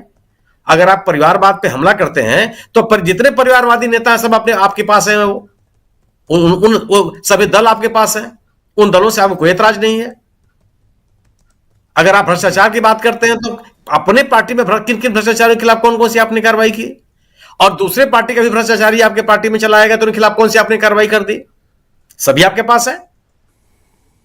अगर हेमंत बिश्व शर्मा, उनके खिलाफ कोई नहीं कार्रवाई करेंगे आप, लेकिन हेमंत सोरेन के खिलाफ आप कार्रवाई करेंगे। 2 हेमंत आपके पास है इस देश में, एक के प्रति दूसरा एक रवैया, दूसरे के प्रति दूसरा रवैया। क्या देश के लोग इसको समझते नहीं है क्या? आपने है ना? एक हेमंत के खिलाफ आपने आरोप लगाया था, भारतीय जनता पार्टी ने आरोप लगाया था भ्रष्टाचार के, वो कहां चले गए? क्यों नहीं जांच हो रही है? क्या वो किसी केंद्रीय जांच एजेंसी के परिव्यू में नहीं आते आरोप? पूरी आजादी के साथ आप उसी हेमंत विश्वकर्मा के साथ आप उसी गुवाहाटी में रोड शो करेंगे, और उसी गुवाहाटी में आप विपक्ष नेता को रोड शो करने नहीं देंगे, और उसके बाद भी कहेंगे कि मेरी लोकतंत्र में आस्था है और इस देश के लोग इसको विश्वास कर लेंगे। तो ये आज का घटनाक्रम निश्चित रूप से बीजेपी के लिए बहुत कई तरह की टिप्पणियां हैं, और इनसे वो कैसे निकलेगी, मुझे तो झारखंड में तो उनको कोई जवाब नहीं मिल रहा है। आज आप सोचिए कि आज उन्हें विपक्ष नेता ने क्या कहा कि चंपई सोरेन को, कि कांग्रेस के साथ रहने की वजह से हेमंत सोरेन जेल में गए हैं, आप भी कांग्रेस से अपने बारे में सोच लीजिए। धमकी, किस तरह की शब्दावली का प्रयोग कर रहे हैं आप? जी बिल्कुल, कांग्रेस के साथ आप गए हैं, लेकिन कांग्रेस इंटैक्ट है। आप देख लीजिए, एक कांग्रेस पार्टी ही दिखाई देती है, बहुत ही बिना लाग लपेट और बिना बायस्ड हुए। ये बात यहाँ अपनी बात कर रही है, वो अपनी बात जनता के बीच कहने में सफल है। धर्म है उसका बहुत मजबूती से कांग्रेस पालन कर रही है। हर जगह देख लीजिए आप, चाहे वो झारखंड हो, चाहे बिहार हो, चाहे महाराष्ट्र हो, ये तीनों राज्य कहीं ना कहीं और चूंकि तीनों राज्यों में क्षेत्रीय दल बहुत मजबूती के साथ मजबूत हैं, वो चाहे उधर झारखंड मुक्ति मोर्चा हो, इधर आरजेडी और जेडीयू के साथ में भी उनका गठबंधन, कांग्रेस 19 विधायक के साथ में लेकिन मजबूती के साथ रही, और वैसे ही हमने महाराष्ट्र में भी देखा। तो एक गठबंधन, भले इंडिया अलायंस को लेकर आज प्रधानमंत्री नरेंद्र मोदी संसद के अंदर अपने भाषण में बहुत सारी बातें करते रहे, अलायंस जो है वो बनने से पहले टूट गया, इनमें एका नहीं है, ये नहीं है, वो नहीं है, बहुत सारी बातें कह रहे थे। लेकिन महत्वपूर्ण बात यहां ये है कि कांग्रेस इन तमाम जो परेशानियां हैं उससे आगे बढ़ते हुए, जैसे राहुल गांधी अपनी यात्रा को आगे बढ़ा रहे हैं, वैसे वो आगे बढ़ती हुई दिखाई दे रही है कांग्रेस।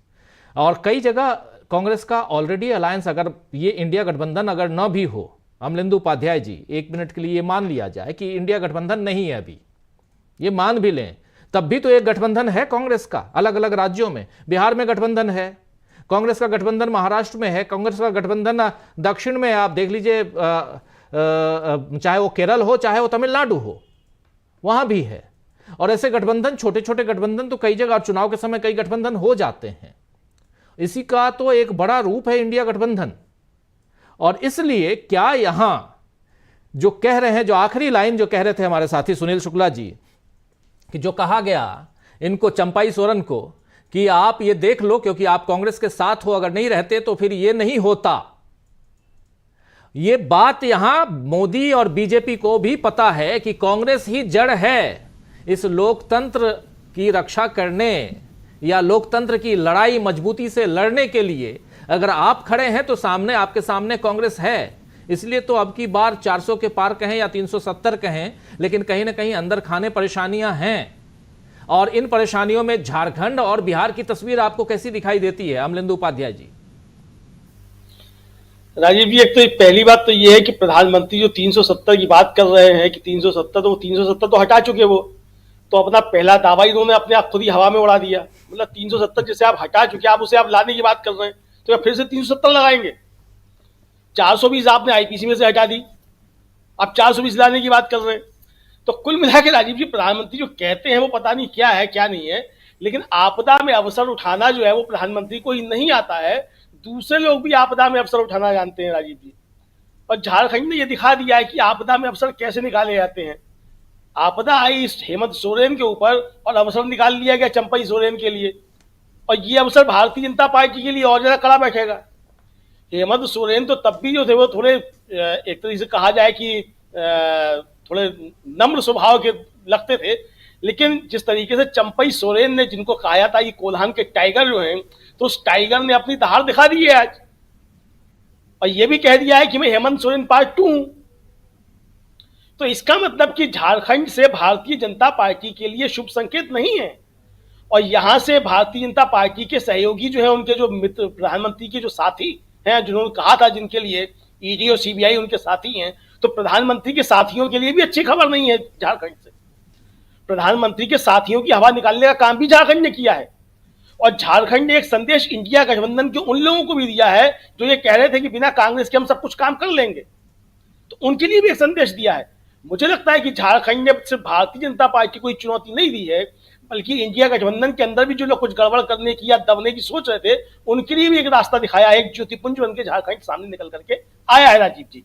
कुल मिलाकर के मुझको ऐसा लगता है झारखंड निश्चित तौर पर हेमंत सोरेन एक साहसी नेता के तौर पर निकले हैं, और उन्होंने बता दिया है कि ईडी और सीबीआई के प्रहार के बावजूद किस तरीके से मोदी और अमित शाह की जो है इन साथियों के खिलाफ तन करके खड़ा हुआ जा सकता है। तो ये हेमंत सोरेन ने जो है वो एक रास्ता दिखा दिया है। कुल मिलाकर के मुझे लगता है कि भारतीय जनता पार्टी के लिए बिहार में भी स्थितियां अच्छी नहीं है। आज झारखंड से जो संदेश गया है, तो अगर बिहार में भारतीय जनता पार्टी कुछ सोच भी रही होगी करने की, तो वहां भी उसकी हवा निकलने वाली है। आप देखिए राजीव जी, जैसा आपने शुरुआत में कहा कि बिहार में जो है वो हटा दिया गया, आगे स्थगित कर दिया गया विश्वास मत का परीक्षण। क्यों स्थगित कर दिया गया? जाहिर सी बात है कि नीतीश कुमार और भारतीय जनता पार्टी इस बात के लिए आश्वस्त नहीं है कि उनका जो है वो विश्वास मत हासिल हो पाएगा, और वो पहले स्पीकर को गिरा करके अपना स्पीकर ला करके हेरा फेरी के जरिए वहां जो विश्वास मत हासिल करना चाहते हैं, ये जो एक संदेश जा रहा है। और अगर मान लीजिए कि स्पीकर में ही आपका जो गिर गया वो अविश्वास का प्रस्ताव, तब क्या स्थिति होगी? तो कुल मिलाकर के मुझे लगता है कि भारतीय जनता पार्टी के हाथ में कोई लड्डू वड्डू नहीं है। प्रधानमंत्री आज जिस तरीके से भाषण दे रहे थे, साफ लग रहा था प्रधानमंत्री के अंदर का डर जो है वो उनकी खोखली हंसी में निकल करके आ रहा था। ऐसा होता है राजीव जी, जब आदमी डरा हुआ होता है तो कुछ ज्यादा ही हंसने की कोशिश करता है। आज प्रधानमंत्री ठीक उसी तरीके से संसद के अंदर नजर आ रहे थे।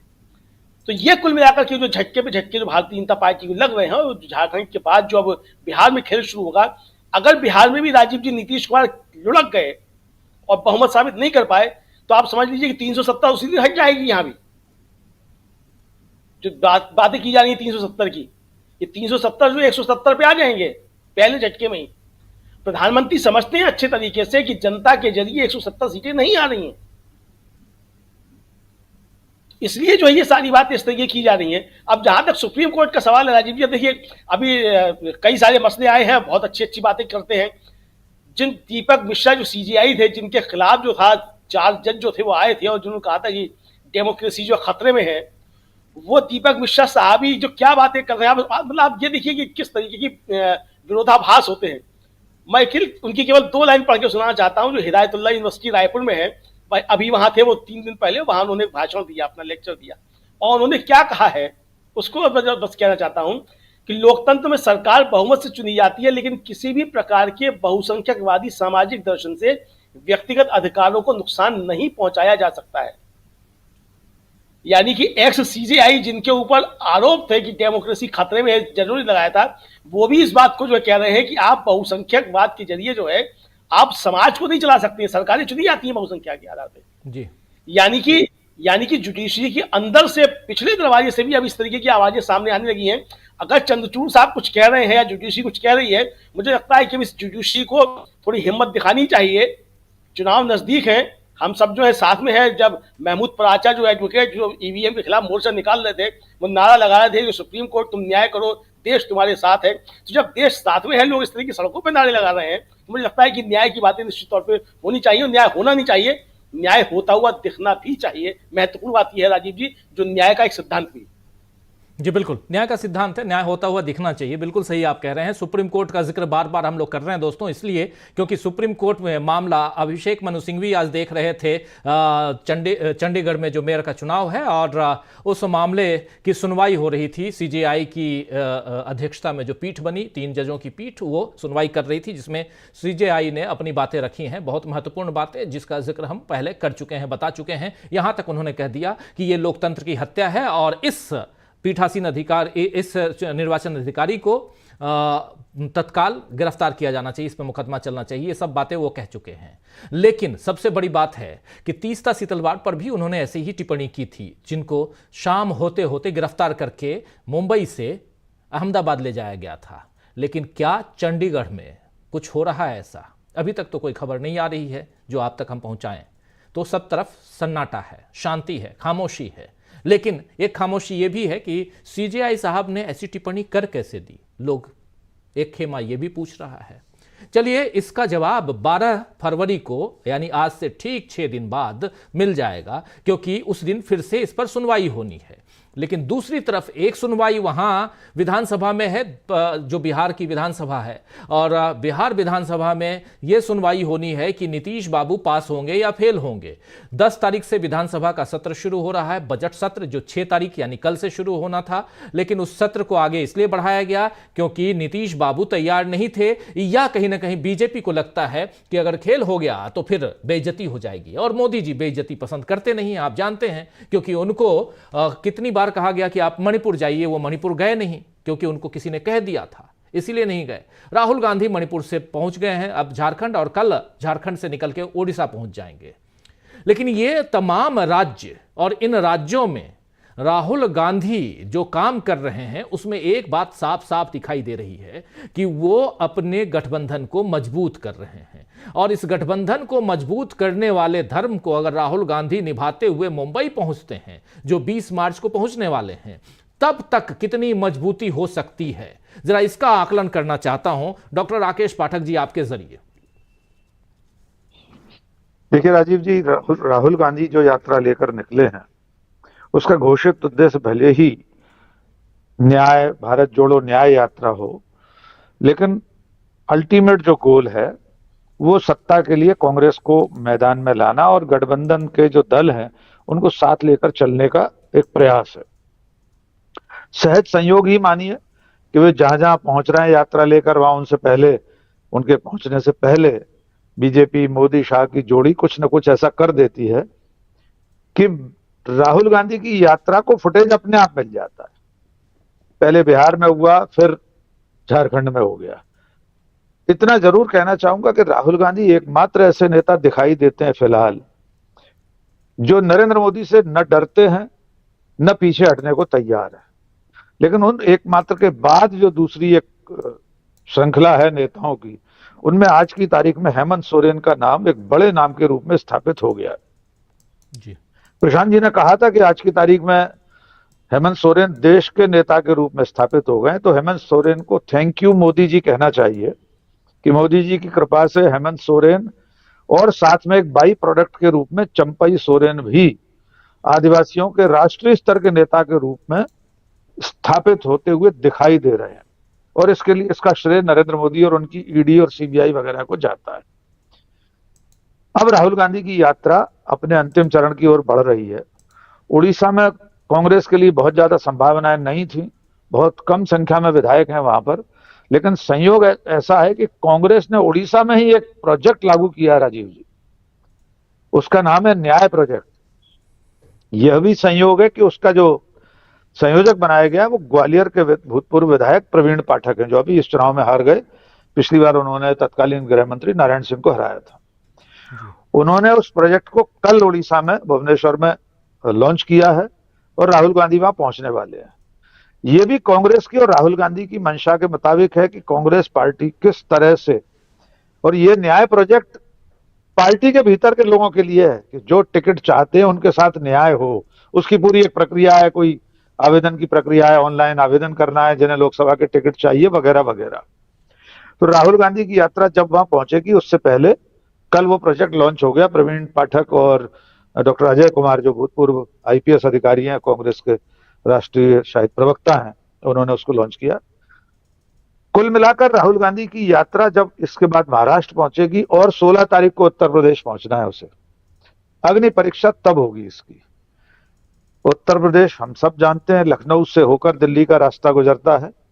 अखिलेश यादव वहां बहुत बड़े एक साथी के रूप में अब तक डटे हुए हैं। भले ही नरेंद्र मोदी आज सदन में कह रहे हो कि इनका गठबंधन बनने से पहले ही टूट गया, बिखर रहा है वगैरह वगैरह, लेकिन जो मैंने शुरू में कहा था, जो 2-3 बड़े नाम राहुल गांधी के साथ या कांग्रेस के साथ या मोदी के खिलाफ लड़ने के लिए मैदान में टिके हैं, उनमें अखिलेश यादव और उससे पहले अभी महाराष्ट्र जब पहुंचेंगे राहुल गांधी तो उद्धव ठाकरे, बिहार में तेजस्वी यादव, सोरेन, हेमंत साबित हो ही गए पक्के वाले सहयोगी।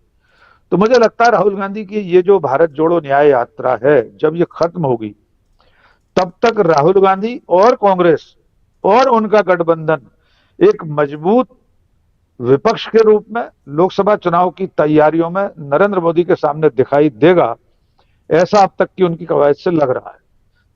ये जरूर देखना होगा राजीव जी, जिस तरह की आशंकाएं बनी रहती हैं कि नरेंद्र मोदी और बीजेपी और उनका जो सहयोगी गठबंधन है, उनके सहयोगी दल हैं, जिसमें मैं राजनीतिक दलों के नाम कभी नहीं लेता हूं, मैं बहुत स्पष्ट कहता हूं कि चुनाव आयोग है, ईडी है, आईटी है, सीबीआई है, एनआईए है, मुख्य धारा का मीडिया है, वो भी तो एक घटक दल के रूप में बीजेपी के साथ काम कर रहा है। ये इस मार्च में यात्रा खत्म होने तक और कितनी तोड़फोड़ करने की कोशिश करेगा और कहां कहां तोड़फोड़ कर पाएगा, ये देखना बाकी है। लेकिन मैं आपके उस जुमले पर फिर लौटता हूं जिसमें आपने कहा कि लोकतंत्र का पहिया अब उल्टा चलना शुरू हो गया है। एक खबर जो अभी आज की आई है, मुझे नहीं मालूम आपने उसका उल्लेख किया कि नहीं, जीतन राम मांझी के सुपुत्र हैं, शायद संतोष सुमन उनका नाम है, मंत्री हैं अभी, वे इस्तीफा देने वाले हैं। अगर नीतीश कुमार को जितनी मोहलत दी जा रही है कि वे विश्वास मत साबित करें, अपना बहुमत साबित करें, ये मोहलत इसीलिए तो दी जा रही है। जो सत्र कल से शुरू हो रहा है उसको 10 तारीख को उन्हें बहुमत साबित करना था, 12 तारीख कर दिया गया। यानी आपको पूरा समय दिया जा रहा है कि आप जितनी तोड़फोड़ कर सकें कर लीजिए, लेकिन इस बीच में अगर उनके खेमे से तोड़फोड़ हो गई तो 12 तारीख को बिहार की विधानसभा में भी, पटना में भी वो जो काल चक्र है वो उल्टा चलता हुआ दिखाई दे सकता है। तो हमें इसकी प्रतीक्षा करनी होगी राजीव जी, प्रतीक्षा करनी होगी। 6 दिन, ज्यादा दिन नहीं, 6 दिन, और इन 6 दिनों में बहुत कुछ हो सकता है। बहुत सारी खबरें जो 12 तारीख को होनी है वो बाहर भी आ सकती हैं, जैसा अभी कह रहे हैं हमारे साथी डॉक्टर साहब, डॉक्टर राकेश पाठक जी। और इसलिए इंतजार कीजिए थोड़ा सा, बिहार में क्या कुछ होने जा रहा है। झारखंड में बहुत ही सेफली यहाँ जो गठबंधन है, महागठबंधन कांग्रेस, जेएमएम, आरजेडी और वाम दलों का ये गठबंधन वहां आज पहली सीढ़ी जो है वो पार करते हुए और अपनी सरकार को सुरक्षित रखते हुए ये गठबंधन दिखाई दे रहा है, क्योंकि ऑलरेडी ये परीक्षा उसने पास कर ली। और एक नहीं बल्कि दो मजबूत नेता झारखंड ने, आदिवासी नेता झारखंड ने, और कहें शुक्रगुजार होना चाहिए हेमंत सोरेन को, मोदी जी का, कि उन्होंने ये मौका दे दिया है। अब आदिवासी नेता के रूप में, दलित नेता तो देश सबसे बड़े जो कांग्रेस के प्रेसिडेंट हैं वो तो हैं ही, मल्लिकार्जुन खड़गे की बात कर रहा हूं, एक आदिवासी नेता भी आ गए हैं, और एक नहीं बल्कि दो, चंपाई सोरेन और हेमंत सोरेन। एक अंदर रहा तो बाहर वो बैंड बजाएगा, इतना तय मानिए। लेकिन इसके अलावा एक बात जो हमारे साथी लगातार कमेंट बॉक्स में लिखते हैं, प्रशांत टंडन जी, उसी सवाल के साथ आना चाहता हूं।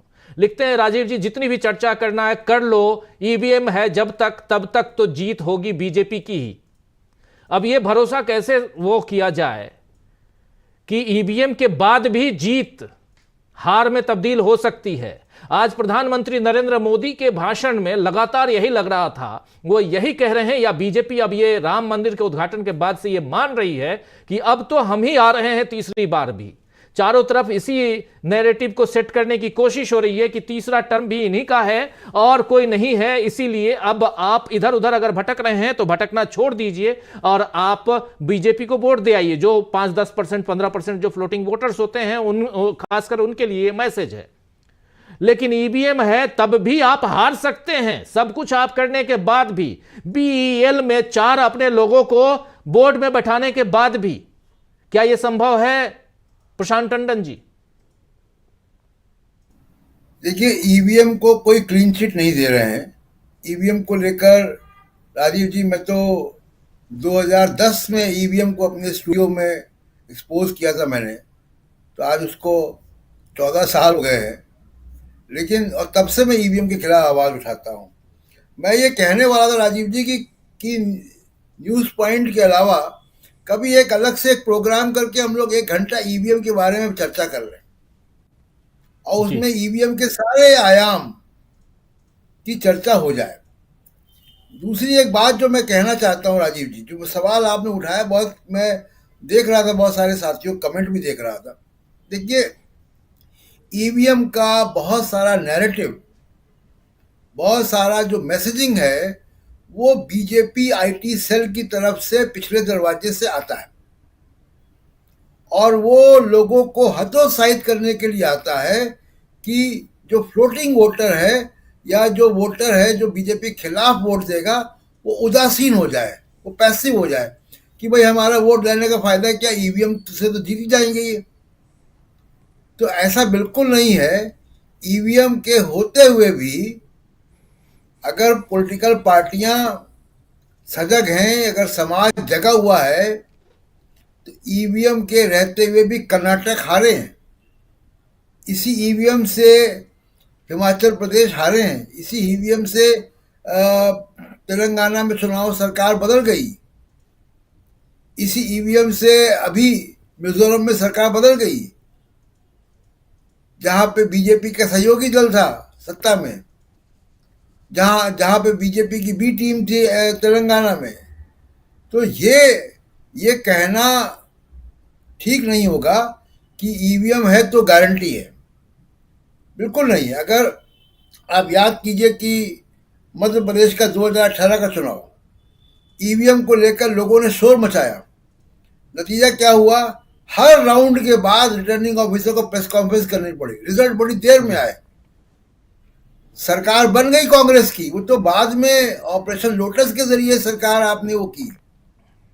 तो ईवीएम और 400 सीट का जो ये शोर मचता है, ये सिर्फ इसीलिए है कि मैसेजिंग ऐसी करो कि जो फ्लोटिंग वोटर है वो हतोत्साहित हो जाए। और 2019 के चुनाव में भी राजीव जी, यही फ्लोटिंग वोटर था जो जिसने सरकार इनकी बचा ली। आप देखिए कि पुलवामा बालाकोट ने मोदी जी ने 2.5 महीने का इंश्योरेंस पॉलिसी खरीदी थी, तो चल गई। 14 फरवरी को वो घटना हुई और वो उसने चुनाव के रिजल्ट बदल दिए, जो कि सारे जो सर्वे थे वो बता रहे थे कि बीजेपी की सरकार नहीं बनेगी जनवरी तक। और इस बार जो इंश्योरेंस पॉलिसी बालाकोट और पुलवामा में 2.5 महीने के लिए खरीदी थी मोदी जी ने और चल गई, इस बार राम मंदिर की इंश्योरेंस पॉलिसी 2.5 दिन में नहीं चली। 2.5 दिन के अंदर आपको कर्पूरी ठाकुर याद आ गए, नीतीश कुमार करना पड़ा, झारखंड करना पड़ा। तो कहीं ना कहीं घबराहट बीजेपी के अंदर है और उनको मालूम है कि राम मंदिर का मुद्दा नहीं चल रहा है।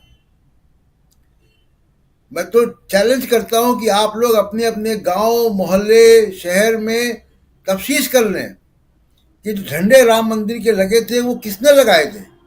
मैं तो पूछता हूं अपने आसपास। मुझे कल ही एक मोटरसाइकिल में लड़का जो झंडे लगा के घूम रहा था, मैंने पूछा भाई कहाँ से लाए, तो बोला ले आए से हमको कहीं से दे दिया गया, अब पर लाइसेंस नहीं है, पुलिस रोकती नहीं है। ये तो एक ये बड़ी भी बात एक आप फायदा बता है। रहे हैं। बड़ी बात बता रहे हैं हाँ। कि अगर पुलिस आपके पास लाइसेंस नहीं है और पुलिस से बचना है तो वो 2 झंडे लगा के आजकल लड़के घूम रहे हैं, जय श्री राम लिखा हुआ भगवा छोटा सा पताका वो लगा के घूमिए जी। उसने हंसते हुए मुझसे ही कहा कि झंडे लगाने का फायदा ये कि पुलिस रोकती नहीं, लाइसेंस है नहीं मेरे पास। जी जी, डॉक्टर साहब भी कुछ जोड़ना चाहते हैं। जी डॉक्टर साहब। जी, आवाज नहीं है। एक लाइसेंस और था भगवा पटके का, अब 3 लाइसेंस हो गए, 2 झंडे और भगवा पटका गले में। जी, तो पुलिस उनको रोकती नहीं है। अब देखिए, मैं डॉक्टर राकेश पाठक से कहना चाहता हूं कि वो कह रहे थे कि हेमंत सोरेन जो है राष्ट्रीय नेता आदिवासियों के बन के, निर्विरोध बन के, उसका बड़ा श्रेय मोदी जी को, ईडी को जाता है। मैं उनसे रिक्वेस्ट करना चाहता हूं कि भाई 4 आने का श्रेय जो है वो सुधीर चौधरी को भी दें। हाँ हाँ बिल्कुल, ये भी उनको भी दिया जाएगा। उनको, उनका भी हक है वो पूरा। तो बिल्कुल है। देखिए, विधानसभा, बिहार की विधानसभा में जो होना है वो उसका बहुत असर झारखंड का रिफ्लेक्शन होगा। बिल्कुल सही। ईडी का चाहे चित्त होना और झारखंड में जो हार हुई है बीजेपी की, उसका एक संदेश बिहार में जाना ही है, अनिवार्य रूप से जाना है। और इसलिए आप देखिएगा कि बड़ा चुनौतीपूर्ण होगा ये जो फ्लोर टेस्ट है नीतीश कुमार के लिए और बीजेपी के लिए भी, राजीव जी। जी बिल्कुल सही आप कह रहे हैं, एक चुनौती है, बहुत बड़ी चुनौती है नीतीश कुमार के लिए। फ्लोर टेस्ट आज से ठीक आज के 6वें दिन यानी 12 तारीख को वो फ्लोर टेस्ट होना है। आज 5 तारीख है और 12 तारीख को है। 10 तारीख से ये विधानसभा का सत्र उसकी शुरुआत हो रही है और जो कल से होनी थी यानी 6 तारीख से होनी थी। लेकिन क्यों आखिर डर गई बीजेपी, क्यों एनडीए की सरकार जो बिहार में वो उसको 6 तारीख से इस सत्र को बढ़ाकर 10 तारीख से करना पड़ा? कारण क्या है? अगर इसकी तह में जाएंगे तो कारण आपको बहुत कुछ समझ में आ जाएगा, जिसकी चर्चा पिछले घंटे भर से हम कर रहे हैं। और उसमें सबसे बड़ा कारण है कि कहीं ना कहीं बीजेपी को लगता है कि शायद ये फ्लोर टेस्ट हम ना जीत पाएं, क्योंकि न सिर्फ बीजेपी के कुछ विधायक बल्कि जेडीयू के भी कुछ विधायक और जीतन राम मांझी भी कहीं ना कहीं आगे पीछे वो उनकी स्थिति डामाडोल होती हुई, डगमग करते हुए दिखाई दे रहे हैं। और वैसी स्थिति में चिराग पासवान भी दिखाई दे रहे हैं, क्योंकि चिराग पासवान के लिए इस बार का यानी लोकसभा चुनाव करो या मरो वाला है। जो कह रहे थे अभी तक कि हम हनुमान हैं, हनुमान किसके? तो मोदी जी के हनुमान हैं। वो मोदी जी के हनुमान आगे क्या कुछ करने जा रहे हैं, या उनको हनुमान की भूमिका में मोदी जी रखते हैं या नहीं रखते हैं? चाचा को भी अपने साथ रखेंगे और भतीजा को भी साथ रखेंगे और दोनों को लड़वाएंगे। अगर ये करना है तो ये बात जितने भी समझदार लोग हैं, राजनेता हैं, उनको तो समझ में आती होगी। चुनाव का वक्त है और जैसे ही चुनाव की घोषणा होगी 1.25 महीने बाद, अगले महीने मार्च के 10 तारीख को फाइनल वो आना है, फाइनल सूची आनी है और 11 या 12 को आप देखेंगे चुनाव की घोषणा हो जाएगी। मार्च की बात कर रहा हूं। उसके बाद 2 महीने में सब कुछ फिनिश। तीसरे हफ्ता मई में सरकार बननी है, यानी कि कहीं ना कहीं मई के तीसरे वीक में आप देखेंगे कि रिजल्ट सामने है, किसकी सरकार बनेगी। और आज मोदी जी जो भाषण दे रहे थे, उस भाषण में वही कह रहे थे कि अब कुछ महीने में हमारा तीसरा टर्म आने वाला है और उस टर्म में हम बहुत कुछ परिवर्तन करने जा रहे हैं। ये देश बहुत बड़े बड़े परिवर्तन देखेगा। क्या वही सारे परिवर्तन देखेगा जिसका जिक्र कई सारे जो सिविल सोसाइटी के लोग हैं या विपक्ष के नेता हैं वो करते आए हैं, या कुछ और देखेगा देश? या ये सब होगा ही नहीं? क्योंकि आज एक जिक्र ये भी कर रहे थे डॉक्टर दीपक पाचपोर जी, प्रशांत टंडन जी, ठीक है आप बोलिए, फिर उसके बाद दीपक पाचपोर जी के पास भी आता हूं क्लोजिंग कमेंट के लिए। क्या ये होगा ही नहीं? एक जिक्र और भी कर रहे थे प्रशांत जी, प्रधानमंत्री, कि मैंने जो कहा लाल किले के भाषण में कहा कि मैं तीसरी बार आ रहा हूं, वो अब दिख रहा है। ये जो है वो फ्लोटिंग वोटर्स को अपनी तरफ खींचने का, और साथ साथ इसमें ईवीएम, बहुत सारी चीजें। इस गणित को दोस्तों आप समझिए कि चल क्या रहा है। इस राजनीति के अंदर खाने जरा झांकने की कोशिश कीजिए। प्रशांत टंडन जी। जी, मैं वही बात कह रहा था कि ये बार बार ये कहना है कि मैं तो आ ही रहा हूं, ये कंक्लूजन दे देना कि तीसरी हैट्रिक लगी रही है, ये लोगों के में एक बैठा देना कि हाँ भाई ये तो मोदी जी तो बगैर चुनाव के ही आ गए। और मुझे याद आता है राजीव जी कि जो उनका हैट्रिक का दावा है, वो जब मैं छात्र जीवन में था तो उस वक्त एक साहब ने गांव में ये कह दिया कि उनका बेटा आईएएस हो गया। तो मैंने पूछा भाई कैसे हो गया? तो क्या एक इम्तिहान दे आया है, एक इम्तिहान और देना, इंटरव्यू, उसके बाद पोस्टिंग। तो ठीक है, बगैर चुनाव हुए आपको क्या मालूम है कि आप तीसरी बार आ रहे हैं कि नहीं आ रहे हैं? क्या पता आपकी 100 सीटें भी नहीं आए। जनता के दिल में क्या है आप नहीं जानते। मैंने तो रायबरेली का चुनाव देखा जहां इंदिरा गांधी 55,000 वोट से हार गई। लोगों को विश्वास नहीं था और वहां पे यशपाल कपूर और तमाम लोग थे, उनको उनकी हिम्मत नहीं हो रही थी कि वो इंदिरा गांधी को फोन करके बताएं कि मैडम आप चुनाव हार गई हैं। विश्वास नहीं था किसी को हो रहा था। और वो रायबरेली के डिस्ट्रिक्ट मजिस्ट्रेट ने विनोद मल्होत्रा उनका नाम था, उन्होंने फोन करके बताया प्रधानमंत्री को। तो इतना आत्मविश्वास उनको भी था। लेकिन ये हमने इतिहास में देखा है कि इस तरीके का आत्मविश्वास चलता नहीं है। तो चुनाव के पहले ये दावा करना बार बार कि हम तो आ ही रहे हैं, जनता इतनी बेवकूफ भी नहीं है राजीव जी इस देश की। बिल्कुल। प्रशांत जी ग्वालियर में, हाँ प्रशांत जी ग्वालियर में अटल बिहारी वाजपेयी 1984 में माधवराव सिंधिया से 1.5 लाख वोटों से चुनाव हार गए थे। अटल बिहारी वाजपेयी की जन्मभूमि है ग्वालियर। हमने अपनी आंखों से उस प्रचार को देखा, उस पूरे चुनाव को देखा था। तो इस देश में कोई भी चुनाव हार सकता है। इंदिरा गांधी रायबरेली में हार सकती हैं, अटल बिहारी वाजपेयी ग्वालियर में चुनाव हार सकते हैं। तो कोई भी कहीं भी चुनाव हार सकता है। जी बिल्कुल बिल्कुल सही कह रहे हैं। मोदी जी भी बनारस से चुनाव हार सकते हैं। तो बहुत कुछ हो सकता है। और अभी आगे आगे देखिए होता है क्या, बहुत कुछ आने वाले समय में आप देखेंगे, क्योंकि ये 2019 नहीं, ये 2024 है। और 2024 में अभी आप झारखंड के उन ग्रामीण अंचल के, मैं अभी कुछ रिपोर्ट्स देख रहा था डॉक्टर दीपक पाचपोर जी, क्लोजिंग कमेंट के साथ साथ उस रिपोर्ट के बारे में जिक्र करना चाहता हूं। कुछ आदिवासी महिलाओं से, बच्चों से, बूढ़ों से, उस तबके के लोगों से, गांव के लोगों से पत्रकार जब बातें कर रहा है तो वो सीधे सीधे बीजेपी के खिलाफ वो लोग बातें कर रहे हैं। ये आदिवासी समाज के लोग हैं। परिवर्तन कैसे होता है वो दिखाई दे रहा है। हमारे एक साथी बार बार लिख रहे हैं कि अगर ईवीएम में कुछ नहीं था तो छत्तीसगढ़, मध्य प्रदेश और राजस्थान का चुनाव क्यों हार गई कांग्रेस पार्टी। एक सबसे बड़ी बात है कि तब कांग्रेस पार्टी बहुत मजबूती के साथ इन तीनों राज्यों में ईवीएम की रक्षा नहीं की। ये भी आप याद रखिए, ईवीएम की रक्षा भी करनी पड़ेगी, क्योंकि 2018 के चुनाव में मध्य प्रदेश में डॉक्टर राकेश पाठक जी बताएंगे, उसी ग्वालियर में और अलग अलग जगहों पे रखवाली करते हुए नजर आए थे कांग्रेस के लोग। और वैसे ही छत्तीसगढ़ में भी स्ट्रांग रूम जो है जहां पर बैलेट पे ईवीएम रखी जाती हैं, वहां वो रखवाली करते हुए नजर आए थे भूपेश बघेल और उनकी टीम। लेकिन इस बार क्यों नहीं रखवाली की आपने? ये जो हेरफेर है, बिल्कुल वो हेरफेर महीने भर पहले जो चुनाव होता है उसमें ज्यादा और 3 दिन में कम क्यों होता है? इसको भी, इन आंकड़ों को जो हमारे साथी प्रशांत टंडन जी कह रहे हैं, एक बार ईवीएम पे बात करेंगे, उन तमाम मसलों को सामने लाएंगे कि ये हेरफेर कहां होता है, किन किन जगहों पे होता है, किस गैप में होता है और कितना होता है, वो जरूर आप तक पहुंचाएंगे दोस्तों। लेकिन क्लोजिंग कमेंट डॉक्टर दीपक पाचपोर जी, अनम्यूट कीजिए प्लीज। जी, क्या आवाज आ रही मेरी? जी बिल्कुल बिल्कुल। जी जी जी। देखिए, ईवीएम पर काफी बातें हो चुकी है, लेकिन इसमें असली बात यह है कि आपको अलर्ट रहना है। ये संदेश जो है अब ये तमाम राजनीतिक दलों में चला गया है।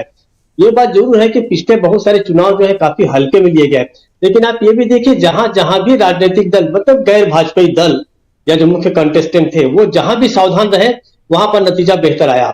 सबसे इसका बढ़िया उदाहरण जो है वो पिछले उत्तर प्रदेश का चुनाव है 2022 का। जब विधानसभा का चुनाव हुआ था, तो आप याद कीजिए कि सबसे पहले तब लोगों को पता चला कि अच्छा, इतने बड़े पैमाने पर जो है ईवीएम की गड़बड़ियां होती हैं। आप याद कीजिए वाराणसी, गोरखपुर, बहुत जगह पर जो है शाम के बाद जो है बाकायदे ट्रांसपोर्ट होती हुई ईवीएम की मशीनें पकड़ी गई थी। कभी किसी की कार से जब्त हो रही थी, कभी एसडीएम उसको अपनी जीप में ले जा रहे थे। तो उसके बाद कहीं पहली बार लोगों की आंखें खुली थी। इसमें कोई शक नहीं कि इसको रखवाली करना कहना आसान है जब सब कुछ लेकिन एक सरकारी मशीनरी के अधीन होता है, तो वहां पर हेरा फेरी किस प्रकार से कर ली जाएगी ये कहा नहीं जा सकता। बस हम यही कह सकते हैं कि आपको अलर्ट होना पड़ेगा, क्योंकि अब ये देखिए सब चीज जग जाहिर हो गई है कि ईवीएम का है बहुत बड़ा खेल है। राजू जी, कल जब आपने अभिषेक मनु सिंघवी का जब इंटरव्यू लिया था, तो आपने इसका भी जिक्र किया था ईवीएम का। तो एक तरह से देखिए कि जिन जिन कारणों से भारत में इस समय जो है भय का वातावरण है, उसे बहुत सारे जो कारण है उसमें ईवीएम भी है। ये भी भय का ये कारण है कि आप जिसको वोट दे रहे हैं क्या वहां तक वोट पहुंच रहा है, आप जो सरकार चुनना चाहते हैं क्या वह सरकार चुनी जा रही है। इससे बड़ा भय मुझे लगता है कि किसी लोकतंत्र में हो ही नहीं सकता। किसी की चोरी हो जाए, किसी की हत्या हो जाए, इससे भी सबसे बड़ा भय यह है कि आपका जो है वोट वो सही जगह नहीं जा रहा है। मुझे लगता है इससे ज्यादा खतरनाक बात कुछ हो नहीं सकती।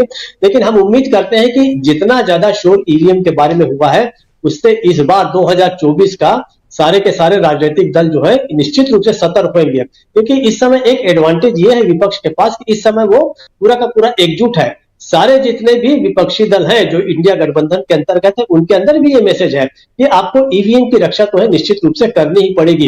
अंतिम बात देखिए केवल बिहार के बारे में मैं कह दूं कि बिहार में जब तक विश्वास मत हासिल नहीं किया जाता तब तक ही जो है नीतीश कुमार जो है वो चैन से रह पाएंगे। उसके बाद अगर मान लो खुदा न खास्ता वो जीत भी जाते हैं विश्वास मत, मुख्यमंत्री के रूप में कार्यकाल शुरू भी कर देंगे, तो आप यकीन जानिए कि उसके बाद भी उनको मुख्यमंत्री के रूप में काम करना बहुत मुश्किल होगा, क्योंकि उनके पास दो तरह के आंतरिक विद्रोही होंगे। भारतीय जनता पार्टी के अंदर के लोग उन्हें तंग करेंगे और दूसरा जो है उनकी अपनी पार्टी के लोग उन्हें तंग करेंगे। तो आसान नहीं है, विश्वास मत हो सकता है कि जीत भी ले, हालांकि उसके चांस बड़े कम लग रहे हैं। जो संकेत है ऐसा लग रहा है कि उनके लिए विश्वास मत हासिल करना नीतीश कुमार के लिए बहुत मुश्किल है, लेकिन जीत लेते हैं तो उसके बाद उनको सरकार चलाना और भारी पड़ जाएगा, ऐसा मुझे लगता है। और इसका असर जो है देश पे जरूर जाएगा, हमको ऐसा लग रहा है। राजीव जी बिल्कुल बिल्कुल बिल्कुल, एक बहुत ही महत्वपूर्ण बात आज आप अब क्लोजिंग हम बिल्कुल अब खत्म करेंगे। एक बहुत ही महत्वपूर्ण बात आज जब प्रधानमंत्री नरेंद्र मोदी भाषण दे रहे थे तो वो कह रहे थे कि सबसे बड़ा ओबीसी जो है मैं खुद हूं। राहुल गांधी ने अभी से थोड़ी देर पहले ट्वीट किया है इसी मसले पे। लिख रहे हैं राहुल गांधी की प्रधानमंत्री इस बीच अक्सर कह रहे थे कि देश में सिर्फ दो जातियां हैं, अमीर और गरीब, मगर आज संसद में उन्होंने खुद को सबसे बड़ा ओबीसी बताया। किसी को छोटा और किसी को बड़ा समझने की इस मानसिकता को बदलना जरूरी है। ओबीसी हो, दलित हो या आदिवासी, बिना गिनती के उन्हें आर्थिक और सामाजिक न्याय नहीं दिलाया जा सकता। मोदी जी इधर उधर की इतनी बातें करते हैं तो गिनती से क्यों डरते हैं, ये कह रहे थे। इन्होंने अभी थोड़ी देर पहले राहुल गांधी ने ट्वीट किया है। और ओबीसी तो एक भटकाव नजर आ रहा है। प्रधानमंत्री नरेंद्र मोदी कहीं ना कहीं भटके हुए नजर आ रहे हैं। कभी 4 जातियों की बात करते हैं देश में, कभी 2 जातियां गरीब और अमीर की बात करते हैं, तो कभी कुछ और कहते हैं। और ये आज जब संसद में थे तो अपने आप को सबसे बड़ा ओबीसी कह रहे थे। कर्पूरी ठाकुर फिर से याद आ रहे हैं।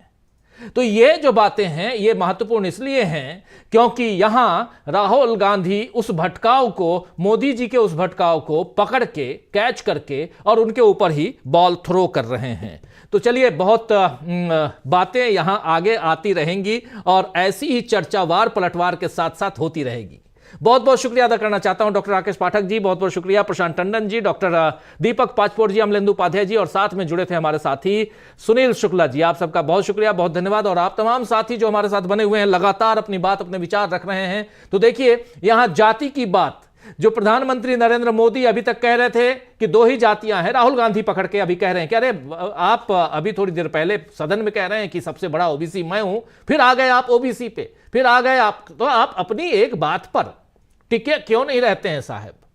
राहुल गांधी कह रहे हैं इधर उधर की बात मत कीजिए, गिनती की बात कीजिए, पहले गिन लीजिए, जनसंख्या बताइए कि कौन कितना है, ओबीसी कितने हैं और बाकी समुदाय के लोग कितने हैं, और उस हिसाब से उनके भले के लिए आप क्या कर रहे हैं। यानी सामाजिक न्याय की बात, जिस न्याय को लेकर राहुल गांधी की यात्रा चल रही है। बात सिर्फ राहुल गांधी की यात्रा की नहीं दोस्तों, बात बहुत कुछ